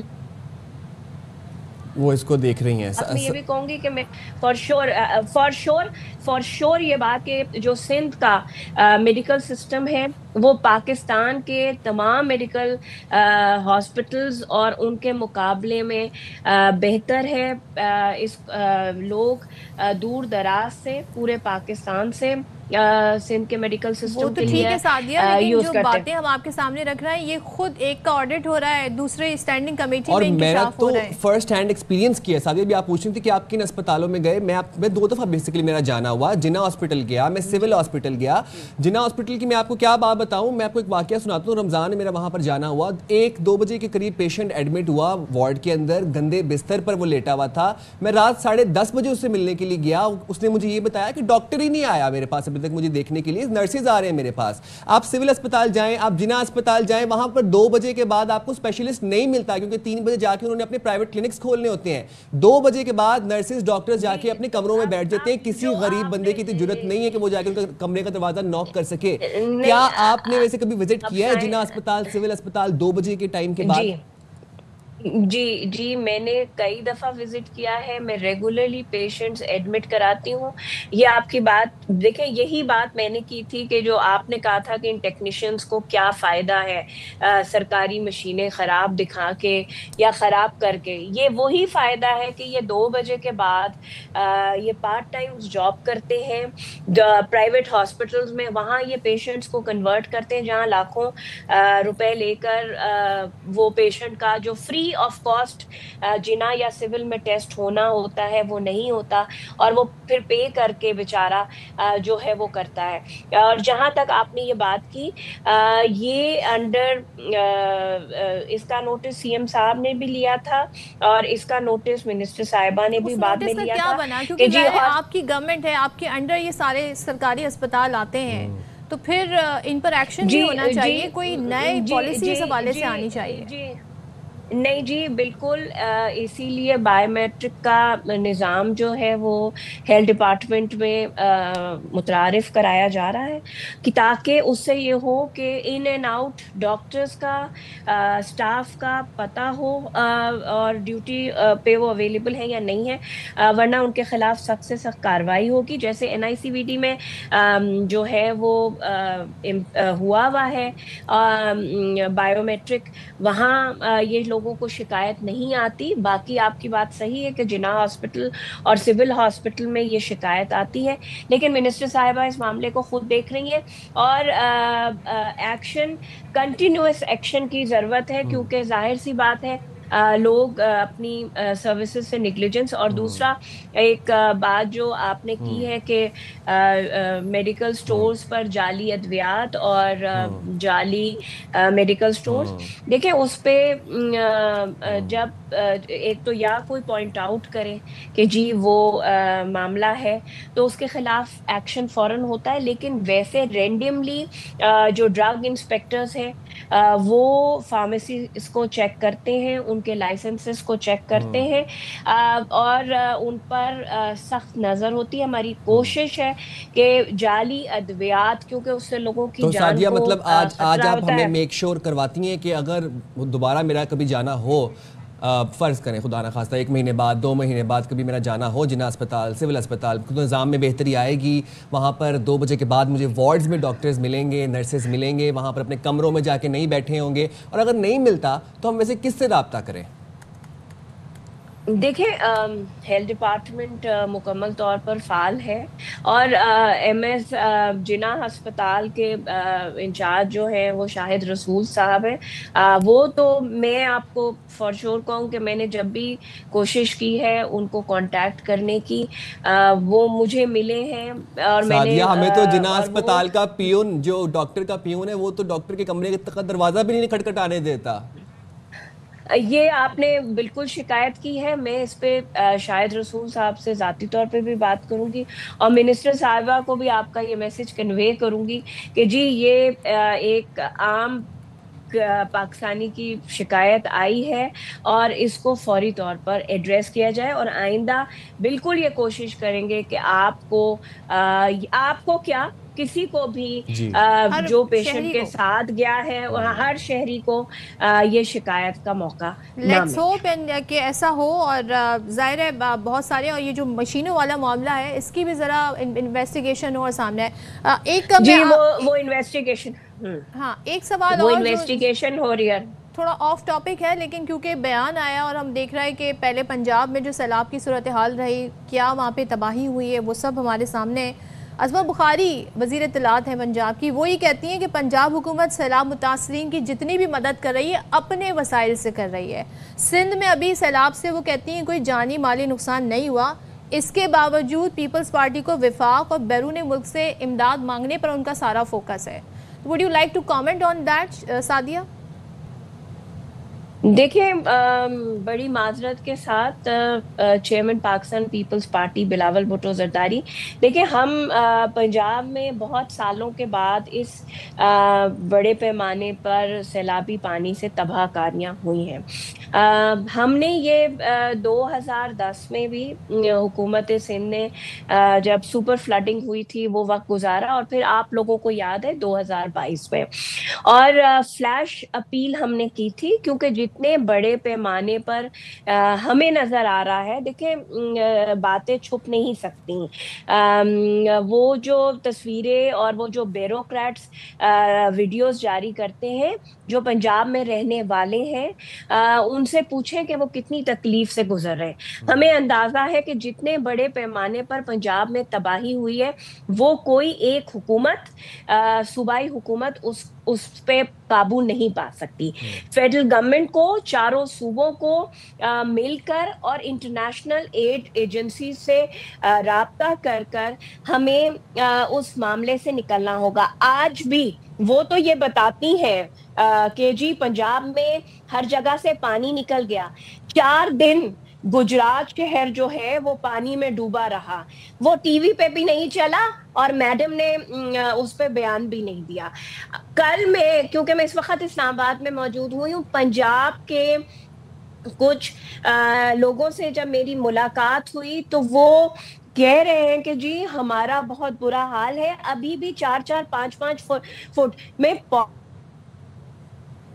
کرنا، بیان بازی کرنا بہت آسان ہے، جو کہ وہ انہوں نے کل کر لی. لیکن میں ان کو یہ کہنا چاہتی ہوں کہ جتنے بڑے پیمانے پہ تباہ کاریاں ہیں اس سیلابی پانی سے، وہ ایک صوبائی حکومت، اتنے پیسے اس کے پاس ہو نہیں سکتے اس کے بجٹس میں کہ وہ ہم اپنے وسائل سے سب خرچ کر رہے ہیں، مدد کر رہے ہیں. دیکھیں وہ مدد کر رہے ہیں، لیکن وہ جو اسکیل ہے جب اس کو آپ دیکھیں گے، جو نقصانات ہوئے ہیں، وہ ایک صوبائی حکومت کیا وہ کچھ بھی کہہ رہے ہیں لیکن وہ نہیں کر سکتے. اس لیے میں نے میری پارٹی نے، چیئرمین پاکستان پیپلز پارٹی نے یہ بات کی تھی. ہم نے یہ وقت دیکھا ہے 2022 میں، ہمیں پتا ہے، اور پنجاب میں جو سچویشن ہے وہ اس طرح نہ بتائی جائے. پیپلز پارٹی کے چیئرمین بلاول صاحب تو معترف ہیں وزیر اعلیٰ مریم نواز کے کہ وہ اچھا کام کر رہی ہیں پنجاب میں. دیکھیں وہ بالکل اچھا کام کر رہی ہیں، وہ وزٹ کر رہی ہیں، لیکن جو جس اسکیل کا پنجاب میں ڈیزاسٹر ہوا ہے وہ پہلے دن سے چیئرمین صاحب نے بھی یہ بات کہی کہ وہ بہت اچھا کام کر رہی ہیں، وہ جا رہی ہیں، وہ لوگوں کے ساتھ ہیں، بہت اچھی بات ہے. لیکن جو والیوم آف ڈسٹرکشن ہے وہ ایک صوبائی حکومت کے بس کی بات نہیں ہے. انہوں نے اسی لیے کہا تھا کہ BISP پروگرام کے تحت جو ہمارے پاس سروے موجود ہے اس کے تحت ہم لوگوں کی مدد شروع کریں، فیڈرل گورنمنٹ اناؤنسمنٹ کرے. لیکن ٹھیک ہے، فیڈرل گورنمنٹ جو میرے چیئرمین نے کہا تھا کہ کلائمیٹ ایمرجنسی لگائیں، ایگریکلچر ایمرجنسی لگائیں، وہی پرائم منسٹر نے اناؤنس کیا. ہمیں کوئی سیاست کرنے کی ضرورت نہیں ہے. پنجاب کے لوگ اس وقت تکلیف میں ہیں. پاکستان پیپلز پارٹی پاکستان کی جماعت ہے، چاروں صوبوں کی جماعت ہے، تو ہمیں جو لوگ پنجاب میں ہیں ان کی تکلیف کا اندازہ ہے. اس لیے یہ بات کی گئی. اور عظمہ بخاری صاحبہ کیونکہ ہر چیز میں سیاست کرتی ہیں تو ان کو چاہیے کہ وہ ہر چیز میں سیاست نہ کریں. ہم نے ان کو ایک اچھا مشورہ دیا ہے. ہم نے ان کو دیا بھی نہیں، ہم نے فیڈرل گورنمنٹ کو مشورہ دیا ہے. یہ بات ان ایشوز پہ مل بیٹھ کر ہی بات ہونی چاہیے. تھینک یو سو مچ سعدیہ، بہت شکریہ آپ کا. اینڈ ہوپفلی کہ یہ جو مسائل ہیں صحت ڈپارٹمنٹ سے ریلیٹڈ یہ بہت جلد حل ہوں گی، انویسٹیگیشن ہوگی، پتہ لگے گا کہ باقیتاً ٹیکنیشینز کا اس میں کیا رول ہے جو اتنا بڑا الزام ان پہ لگا ہے.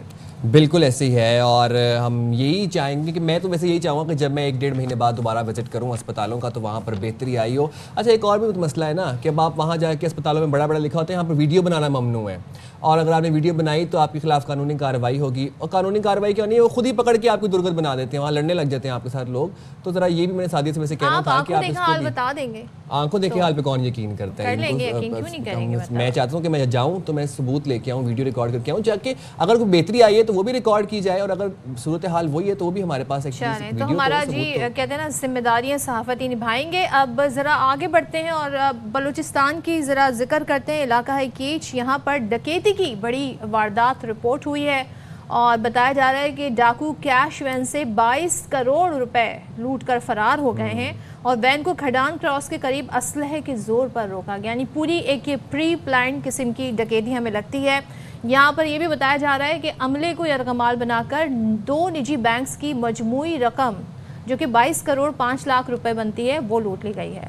اب عبداللہ مکسی ہمارے ساتھ ہیں، ان سے ذرا ڈیٹیل جان لیتے ہیں۔ عبداللہ مکسی بتائیے کہ ابتدائی جو تحقیقات ہوئی ہیں کچھ پیش رفت ہوئی ہے، کچھ بتایا گیا ہے کون لوگ تھے، کس طرح انہوں نے ساری کارروائی کی ہے؟ جی پہلے تو میں آپ کو یہ بتاتا چلوں کہ اس ٹائم جو قومی شاہراہ ہیں گزشتہ سال اس سال رواں سال دیکھا گیا ہے کہ کافی اس طرح کے واردات نظر آ رہے ہیں، کہیں پہ جو وینوں کو چور لوٹ رہے ہیں، جیسے یہاں سے لے کر جو سندھ کا راستہ ہے مٹھڑی کے علاقے سے اور ڈیرہ مراد تک، وہاں پہ کافی اس طرح کی چوری کے وارداتیں ہوئی ہیں۔ تو اس حوالے سے میں آپ کو بتاؤں کہ گزشتہ روز ایک جو واقعہ آیا ہے کیچ کے علاقے میں امیٹ شارہ پہ یہ واقعہ پیش آیا ہے، جس میں جو ڈاکو تھے 22 کروڑ سے زائد جو رقم ہے، جو نجی 2 بینکوں کے پیسے تھے، وہ لوٹ کر فرار ہو گئے ہیں۔ تو اس حوالے سے میں آپ کو بتاؤں کہ بلوچستان کی تاریخ کا کہا جائے تو بہت بڑا ایک ڈکیتی تھا جو قومی شاہراہ پہ ہوئی ہے۔ تو اس حوالے سے میں آپ کو بتاؤں کہ جو وہاں پہ جو عملہ تھا، عملے کو یرغمال بنایا گیا تھا، اور یرغمال بنانے کے بعد جو ڈاکو ہیں وہ پیسے لوٹ کر فرار ہو گئے۔ دوسری جانب میں آپ کو بتاؤں کہ جو اس صورتحال ہے وہاں پہ جو تلاش کی جا رہی ہے، کوشش کی جا رہی ہے کہ جو ڈاکو ہیں ان تک جلد پہنچا جائے۔ عملے کے بارے میں بتائیے گا کتنے لوگ تھے، ان کے بارے میں کیا معلومات؟ اس حوالے سے جی عبداللہ عملے کے بارے میں بتائیے گا۔ جی بالکل، جہاں دیکھا جائے تو عملہ اس ٹائم محفوظ ہے، عملے کو تو انہوں نے چھوڑ دیا تھا، وہیں پہ ہی انہوں نے بالکل ایسا لگ رہا تھا کہ جیسے پری پلان ہو، ٹھیک ہے نا، وہاں پہ ٹھیک ہے۔ عبداللہ ہمیں تمام تر واقعے کی معلومات سے آگاہ کر رہے تھے، اور بالکل یہ جناب آپ دیکھیں 22 کروڑ روپے کی اب یہ چوری ہے آپ کے اس کے علاقے میں۔ بالکل حاضر ہوں گے بریک کے بعد، گفتگو کے سلسلے کو یہیں سے کنٹینیو کریں گے۔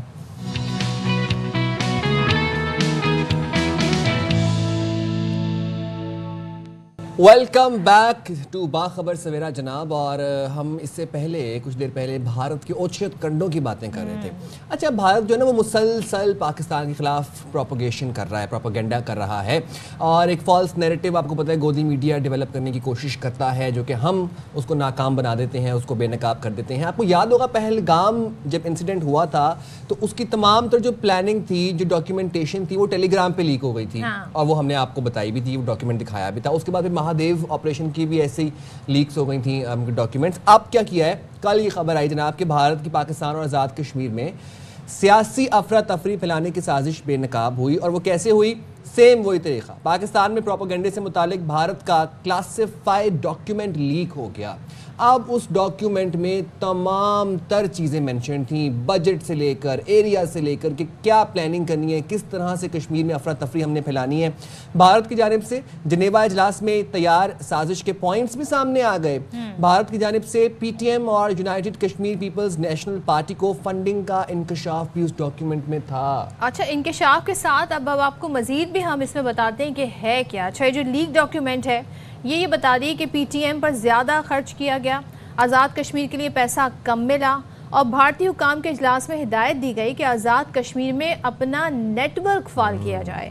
اچھا، اب اجلاس میں بجلی کے بلوں پر جلسے کرنے جیسی سرگرمیوں کو سوشل میڈیا پر پھیلانے کی ہدایت بھی کی گئی ہے۔ اب آپ اس سے اندازہ لگا سکتے ہیں کہ کس لیول پر جا کر یہ پلاننگ کر رہے ہوتے ہیں، اور یہ ڈاکیومنٹس منہ بولتا ثبوت ہیں کہ بھارت کے کیا ارادے ہیں، کیا کرتا آیا ہے پاکستان کے لیے، کیا اس کے عزائم ہیں، اور ایک بار نہیں کئی بار پاکستان ثبوت کے طور پر یہ تمام تر معاملات بھی ایسے رکھ چکا ہے، اور یہ ایک نیا انکشاف ہمارے سامنے اور یہ بالکل ہمارے پاس ایک ثبوت آ گیا، اپنے ڈوزیز میں شامل بھی کریں گے اس چیز کو، اور انٹرنیشنل برادری کے سامنے اس چیز کو اجاگر بھی کریں گے۔ اور آپ یہ دیکھیں، ایک تو یہ بھونڈی حرکتیں کرتے ہیں، اوپر سے ان کے ڈاکیومنٹس لیک ہو جاتے ہیں، مطلب مجھے سمجھ نہیں آتی کہ کر کیا رہے ہیں۔ بالکل، ان کی تو کہتے ہیں نا لاجک ان کے پاس ہے نہیں، پروپیگنڈے پہ ہی چل رہے ہیں، حقائق سے جب نہیں بتائیں گے تو جھوٹ جو ہے نا وہ سامنے آ ہی جاتا ہے۔ چلیں تو اس پہ مزید بھی ہم دیکھتے ہیں کہ سٹوری کیسے انفولڈ ہوتی ہے، آگے بڑھتے ہیں اور ذرا ہمارا جو سیاسی پاکستان کا منظرنامہ ہے اس پر نظر ڈالتے ہیں کہ یہاں پر کیا ہو رہا ہے۔ تو وزیر ریلوے حنیف عباسی صاحب وہ یہ کہتے ہیں کہ بانی پی ٹی آئی کے جو ایکس اکاؤنٹ ہے، یعنی کہ جسے ٹویٹر کہا جاتا تھا، ایکس اکاؤنٹ سے ملک کے خلاف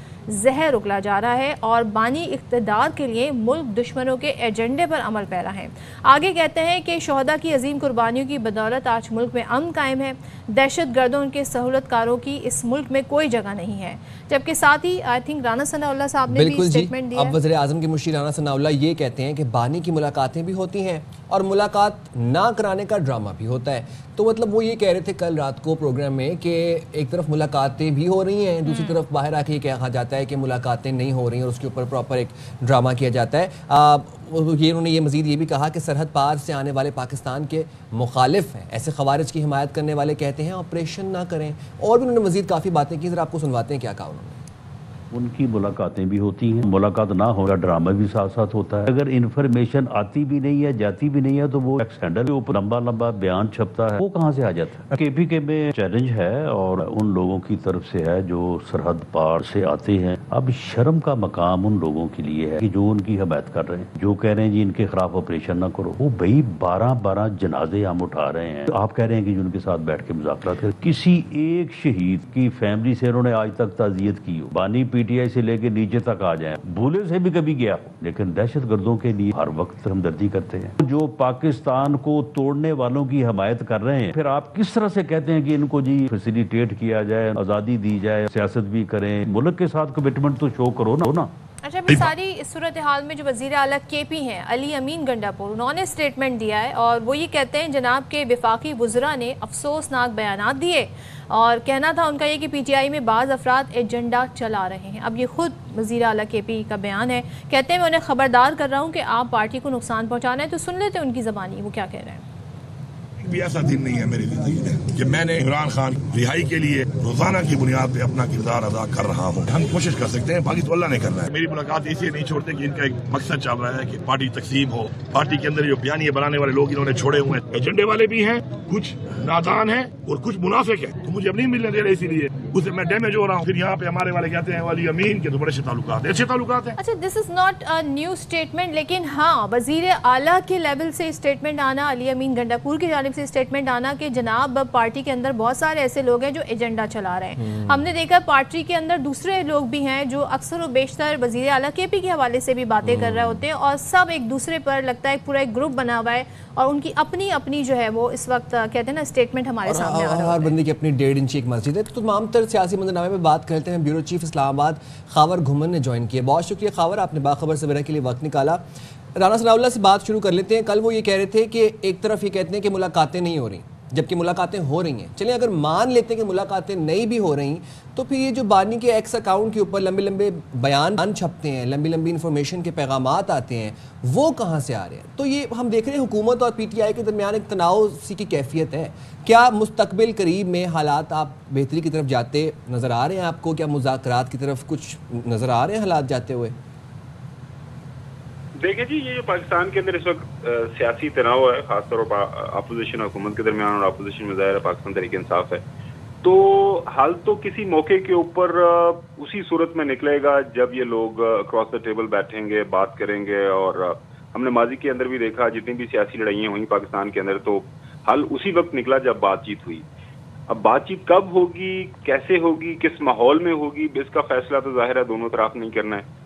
باقی یہاں تک آپ نے یہ سوال کیا کہ جی اب حکومت کی طرف سے ظاہر ہے ایک بات کی جا رہی ہے، ہم دیکھ رہے ہیں کہ 2 دن سے علی امین گنڈا پور صاحب وہاں پہ جا رہے ہیں جیل کے باہر، وہ کہتے ہیں جی مجھے ملاقات نہیں کرنے دی جا رہی ہے. وہ ظاہر ہے ایک صوبے کے چیف منسٹر ہیں، اگر وہ مل بھی لیں تو میرے خیال میں کوئی ایک بہانہ نہیں رہے گا. تو ساتھ میں یہ بھی بات بالکل درست ہے حکومت کی کہ کچھ لوگ جا کے ملتے بھی ہیں، اور ان کے جو وکلا ہیں خاص طور پر بیرسٹر گوہر صاحب چیئرمین پی ٹی آئی ہیں وہ ملتے ہیں، جو بیرسٹر گوہر ہیں، باقی پچھلے دنوں ان کے جو خاندان کے لوگ ہیں وہ بھی مل رہے ہیں، ملاقاتیں ہو بھی رہی ہیں. لیکن ظاہر ہے پی ٹی آئی جس انداز سے ملاقاتیں چاہ رہے ہیں اس انداز سے وہ کہہ رہے ہیں کہ ہمیں ملاقاتوں کا وقت نہیں مل رہا.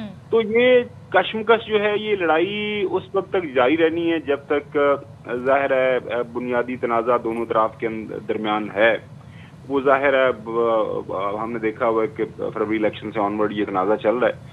تو امید ہی ہم کر سکتے ہیں کہ دونوں طرف جو ہیں بیٹھے، کیونکہ پاکستان کے اس وقت جو مسائل ہیں، ہمارے جو چیلنجز ہیں خاص طور پر معاشی چیلنجز، اور اسپیشلی کرنٹلی جو سیلاب آئے ہیں پنجاب کے اندر، اور اب ظاہر ہے سندھ کے اندر پانی جا رہا ہے. دیکھیں لٹرلی جو ہے اس وقت پورا پنجاب جو ہے وہ اس کی جو ایگریکلچر ہے وہ تباہی کی ایک کہانی سنا رہی ہے. اس کے ساتھ ساتھ آپ دیکھ رہے ہیں کہ یہ تو 2 پارٹیوں کی ہم بات کر رہے ہیں نا، اور اس وقت آپ بالکل بجا فرما رہے ہیں کہ ضرورت ہے یکجہتی کی، اس وقت ضرورت ہے ملک کو، تو پارٹیوں کو اپنے اختلافات ایک طرف رکھنے چاہیے. لیکن اگر ہم صرف پی ٹی آئی کی بات کریں تو علی امین گنڈا پور صاحب آج ہمیں یہ کہتے نظر آ رہے ہیں، پہلے کچھ لوگ ان کے بارے میں اس طرح کی باتیں کہتے نظر آتے تھے، وہ کہہ رہے ہیں جی بعض افراد ایجنڈا چلا رہے ہیں، پارٹی کو نقصان پہنچا رہے ہیں. تو یہ جو اختلافات ہیں یہ بجائے کم ہونے کے پاکستان تحریک انصاف میں دن بدن ہم دیکھ رہے ہیں کافی زیادہ شدت اختیار کر رہے ہیں. تو آپ ان کے اس اسٹیٹمنٹ پر کیا تبصرہ کریں گے وزیر اعلیٰ کے؟ دیکھیں یہ صدف شروع دن سے ہم دیکھ رہے ہیں کہ جو لوگ اندر ملنے جاتے ہیں، جو بھی گروپ مل کے آتا ہے وہ باہر آتا ہے تو ایک اپنا ایک بیانیہ بتاتا ہے کہ جی ہماری بانی کے ساتھ یہ ملاقات ہوئی ہے اور بانی نے یہ میسج دیا ہے. دوسرا گروپ مل کے آتا ہے تو وہ آ کے ایک مختلف کہانی سناتا ہے. تیسرا گروپ جاتا ہے تو وہ جا کے کہتا ہے کہ جی ہم نے بانی کو یہ بتایا اور بانی کا یہ خیال ہے کہ یہ کچھ ہونا چاہیے. اس کے ساتھ ساتھ آپ دیکھ رہی ہیں کہ ظاہر ہے جو سب سے بڑا ایشو جو آپ نے جس کے اوپر بات بھی کی کہ ان کے جو ہے ٹویٹر اکاؤنٹ جو ہے اب جو کرنٹ جو ایکس ہے اس کے اوپر لمبے لمبے ان کے بیانات بھی آتے ہیں. اب ہمیں نہیں علم بنیادی طور پر کہ وہ جو پیغامات ہیں وہ کس کی جو ایما کے اوپر سارا کا سارا وہ لکھا جاتا ہے. کیا بانی ایز اٹ از وہی چاہ رہا ہوتا ہے کہ یہ میرے اکاؤنٹ سے لکھ کے اس کو جو ہے ٹویٹ کر دیا جائے؟ اب دس از سم تھنگ یہ صرف بانی ہی بتا سکتے ہیں. تو میری رائے میں یہ جو کشمکش ہے، لڑائی ہے پارٹی کے اندر، یہ تقسیم ہے، گروپ بندی ہے، یہ اس وقت تک جاری اور ساری رہنی ہے جب تک بانی کے ساتھ کمیونیکیشن بہتر نہیں ہو جاتی، یا کسی موقع کے اوپر ان کو اگر فرض کہ وہ جیل سے باہر آتے ہیں اور آ کے وہ اپنا جو پارٹی کی براہ راست جو ود ان پارٹی یہ سارے مسائل ہے اس کا حل نہیں کرتے، اس وقت تک یہ سارے معاملات چلتے رہنے. ظاہر ہے پارٹی ہے، ایک بڑی پارٹی ہے، وہاں پہ یہ بھی ایشو رہتا ہے کہ جی پارٹی کو چلانا کس نے ہے، پارٹی کے اندر یہ ساری جو تقسیم ہونی ہے عہدوں کی اور پارٹی کی پالیٹکس ہے اس کو کس طرح لیڈ کرنا ہے، کیسے کس انداز سے کرنا ہے. فار ایگزامپل حالیہ دنوں کے اندر پارٹی کے اندر ہم جانتے ہیں کہ اکثریتی رائے یہ تھی کہ جو پارلیمان میں لوگ بیٹھے ہوئے ہیں کہ ہمیں کمیٹیز نہیں چھوڑنی چاہیے، ہمیں پی ایس سی نہیں چھوڑنی چاہیے، ہمیں پارلیمان کا ایکٹیولی پارٹ رہنا چاہیے. لیکن ظاہر ہے اندر جو بانی نے فیصلہ کیا کہ پارلیمان سے نکل جائیں، اس کا کوئی فائدہ نہیں ہے. تو وہ یہ معاملات تو چلتے رہیں گے اور یہ پارٹی اسی طرح تقسیم رہے گی میری نظر میں جب تک یہ جو کمیونیکیشن واضح طور پر پتہ نہیں چلتا کہ کون کیا کہہ رہا ہے اور کون اندر سے کیا پیغام لے کے آ رہا ہے. اچھا خابر ویسے آپ کی موجودگی کا فائدہ اٹھاتے ہوئے ایک اور میں آپ سے سوال پوچھنا چاہوں گا. کل ہم نے دیکھا ہے کلاسیفائڈ ڈاکیومنٹ لیک ہوا بھارت کی جانب سے جس میں آزاد کشمیر میں سیاسی افراتفری پھیلانے کی سازشیں تھیں، پراپر پلاننگ تھی. یہ ایک اور ڈاکیومنٹ میں کہوں گا کہ جو لیک ہو گیا ہے، یہ کتنی الارمنگ سچویشن ہے؟ پاکستان کا اب جو کیس ہے بین الاقوامی سطح پر وہ اور کتنا مضبوط ہو گیا ہے اس ثبوت کے بعد؟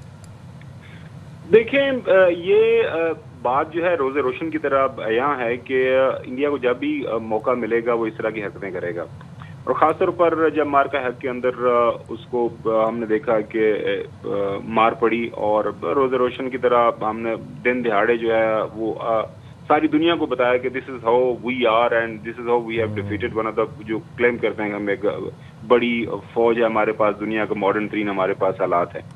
تو اب اس طرح کی حرکتیں کر کے وہ جو ایک شکست کھائی ہے انہوں نے میدان جنگ میں, اس کا ازالہ کرنا چاہ رہے ہیں کہ پاکستان کے اندر جو ہے ڈسٹربنس کریٹ کی جائے, پولیٹیکل انریسٹ کریٹ کیا جائے, پاکستان کے اندر اندرونی اس طرح کے معاملات کیے جائیں کہ پاکستان ان کے اندر الجھا رہے.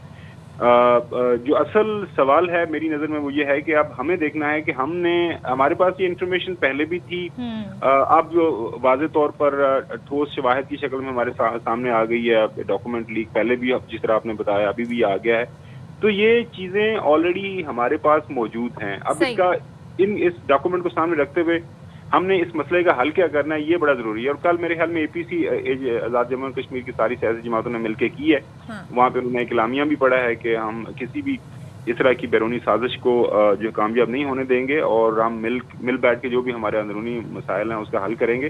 اور ظاہر ہے ہمارے اندر جو اس طرح کی کالی بیڑے بیٹھی ہوئی ہیں جو کہ ظاہر ہے باہر سے انفلوئنس ہو کے یا باہر سے کسی ہمارے دشمن کی ماں کے اوپر ملک کے اندر اس طرح کی اگر کوئی جو پولیٹیکل یہ جو ثبوت ہمارے سامنے ہے یہ پھر ہم دنیا کے سامنے رکھتے بھی ہیں, اور ابھی بھی یہ دیکھ رہے ہیں ہم کہ بھارت کی یہ اوچھی ہٹ کنڈے یہ سلسلے جاری ہیں. دیکھتے ہیں آگے اس پر مزید پاکستان کس طریقے سے موقف رکھتا ہے. تھینک یو سو مچ خاور. تو جی ہم جائیں گے چھوٹی سی بریک پہ, حاضر ہوں گے بریک کے بعد. Stay with us. Welcome back once again. اور جب ہم بات کر رہے ہیں تو اس وقت جس topic per Saim I think سب سے زیادہ ڈسکشن ہونی چاہیے وہ ہے کلائمیٹ چینج, کیونکہ کلائمیٹ چینج میں پاکستان کا کہتے ہیں کاربن ایمیشن میں وہ رول نہیں ہے, لیکن پاکستان ان ممالک میں شامل ہے جو سب سے زیادہ کلائمیٹ چینج سے متاثر ہیں. اور اس کا جو سامنے ثبوت ہے وہ یہ ہے کہ جس طرح کی بارشیں ہوئی, مانسون کا سیزن پہلے آ گیا, جون سے شروع ہوا, اب یہ ایکسٹینڈڈ ہے, ابھی بھی یہ 11واں آئی گیس یا 12واں اسپیل بھی آنا ہے. اور جس طرح کی سیلاب کی تباہ کاریاں آئیں اور جس طرح کی کلاؤڈ برسٹ کی سچویشن ہم نے دیکھی, سب بتاتا ہے کہ کس طریقے سے موسمیاتی تبدیلی ہو رہی ہے. اور یہ تبدیلی اب ملکوں پر مختلف طریقے سے اثر انداز ہو رہی ہے, خاص طور پہ سیاحت پر بہت اثر انداز ہو رہی ہے. اب جون جولائی اگست کے منتھ وہ ہوتے ہیں جب لوگ اپنے بچوں کے ساتھ ویکیشن پہ جاتے ہیں, چھٹیاں گزارتے ہیں, لیکن اس بار ہم نے دیکھا پوری فیملیز جو ہیں ان کے ساتھ ٹریجڈی ہوئی اور کیا کیا واقعات سامنے. اور آپ دیکھیں کہ اس سال تو ہم نے ایسے فینومیناز ایکسپیرینس کیے ہیں جو ہم زندگی میں نہ کبھی پڑھا, جن کے بارے میں نہ کبھی سنا. کلاؤڈ برسٹ, گلوف, اس کے بعد انپریسیڈنٹڈ رین فالز ہو رہی ہیں, ہیوی رین فالز ہو رہی ہیں, اربن فلڈنگ اتنی ہوئی, فلیش فلڈنگ اتنی ہوئی. اچھا اس کے بعد پھر ارلی مونسون, اولے گرے, ارلی مونسون جیسے کہ بھی آپ نے بات بتایا, اور اس کے بعد پھر ایکسٹینڈڈ مونسون, ایک جلدی آ گیا اوپر سے ایکسٹینڈ ہو گیا. اب صدف آپ کو پتہ ہے کہ مزید اور مطلب 6-7 مہینے بعد آپ کو پتہ ہے کہ ہم خشک سالی فیس کر رہے ہوں گے ہمارے, کیونکہ جو پانی آیا ہم نے کہیں پہ سٹور تو کیا نہیں.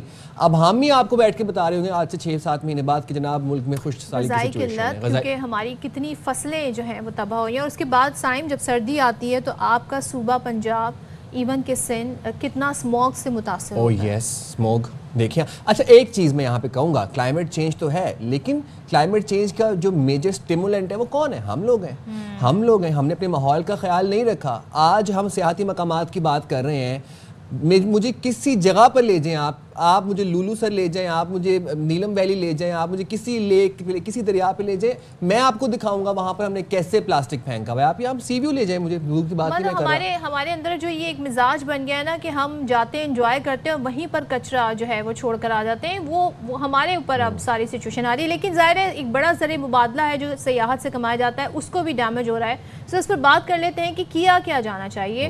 ہمارے ساتھ موجود ہے director general culture and tourism Khyber Pakhtunkhwa Habib Ullah صاحب. تھینک یو سو مچ حبیب صاحب جوائن کرنے کے لیے. سب سے پہلے تو یہ بتائیے گا جس طریقے سے موسمیاتی تبدیلی اثر انداز ہو رہی ہے, سیاحت متاثر ہو رہی ہے, سیاحت سے منسلک جو آپ کی معیشت ہے وہ متاثر ہو رہی ہے, جس طریقے سے ہم نے دیکھا کہ فیملیز پوری فیملیز جو ہیں وہ پانی میں بہہ گئی, کیا وہاں پہ سچویشن رہی, پھر روڈ رابطے سب منقطع ہو گئے تھے, کیا ہنگامی طور پر اسٹیپ لیے جا رہے ہیں اس حوالے سے؟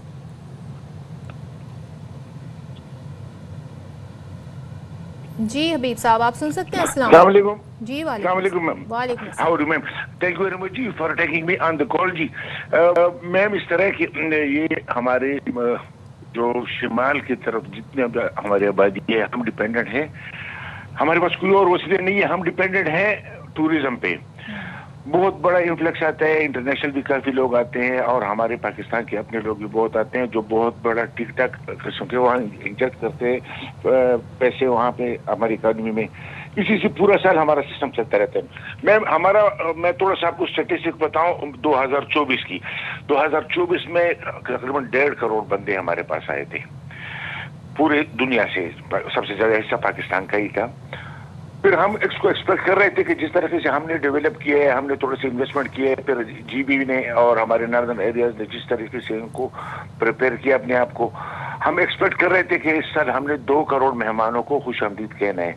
बदकिस्मती हमारी हो गई, जिस तरह हमारे भाई ने बताया कि बहुत सारे लोगों के लिए इनाम नहीं है, लेकिन चूंकि हम इसी फील्ड के बंदे तो ये टोरेंशियल रेज रूटीन से ज्यादा हो गई।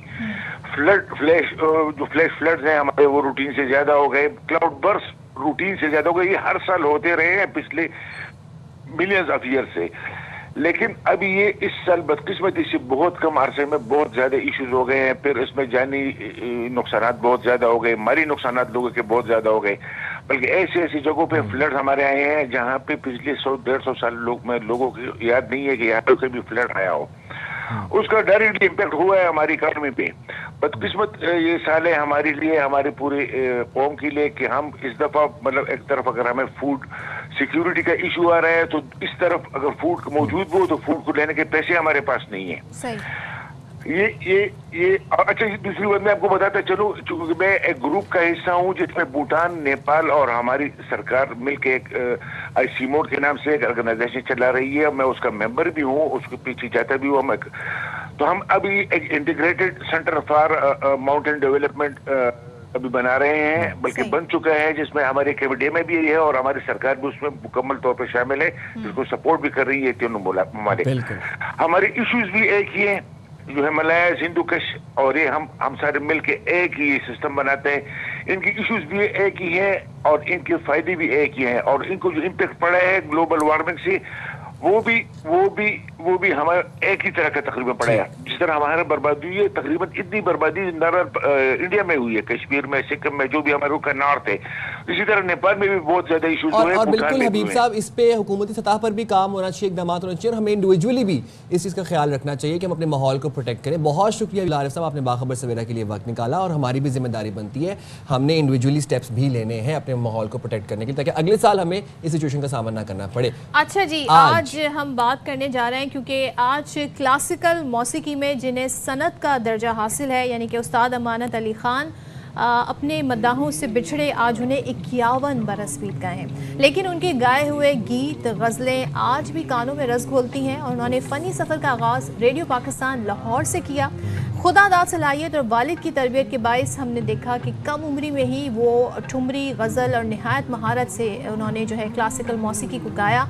सो इब्ने इंशा की गज़ल हो या किसी और का कलाम। इंशा जी उठो अब कूच करो, इस शहर में जी को लगाना क्या। खुदादाद सलाहियत थी और अपना नाम मनवाया, ना ही सिर्फ पाकिस्तान में बल्कि आलमी शोहरत याफ्ता थे। और पाकिस्तान की जानिब से उन्हें सदारती एजाज़ बराए हुस्ने कारकर्दगी से भी नवाजा गया। तो कहते हैं ना सिर्फ पाकिस्तान बल्कि ख़ास तौर पे हम देखते हैं साउथ एशिया में, और जहाँ जहाँ उर्दू समझी जाती है बड़ा पसंद किया जाता है। जाते जाते अरशद नदीम की आपको याद दिला दूँ कि आज क्वालिफायर राउंड वो खेल रहे हैं। सबसे दरख्वास्त उन्होंने की थी कि उनके लिए दुआ करें, फिर फाइनल भी होगा। तो 4:45 पर देखना मत भूलिएगा, और कल 9:03 पे बाखबर सवेरा भी देखना ना भूलिएगा। मुलाकात होगी आपसे कल, तब तक के लिए अल्लाह हाफिज़, अपना बहुत ज़्यादा ख्याल रखिएगा। पाकिस्तान जिंदाबाद।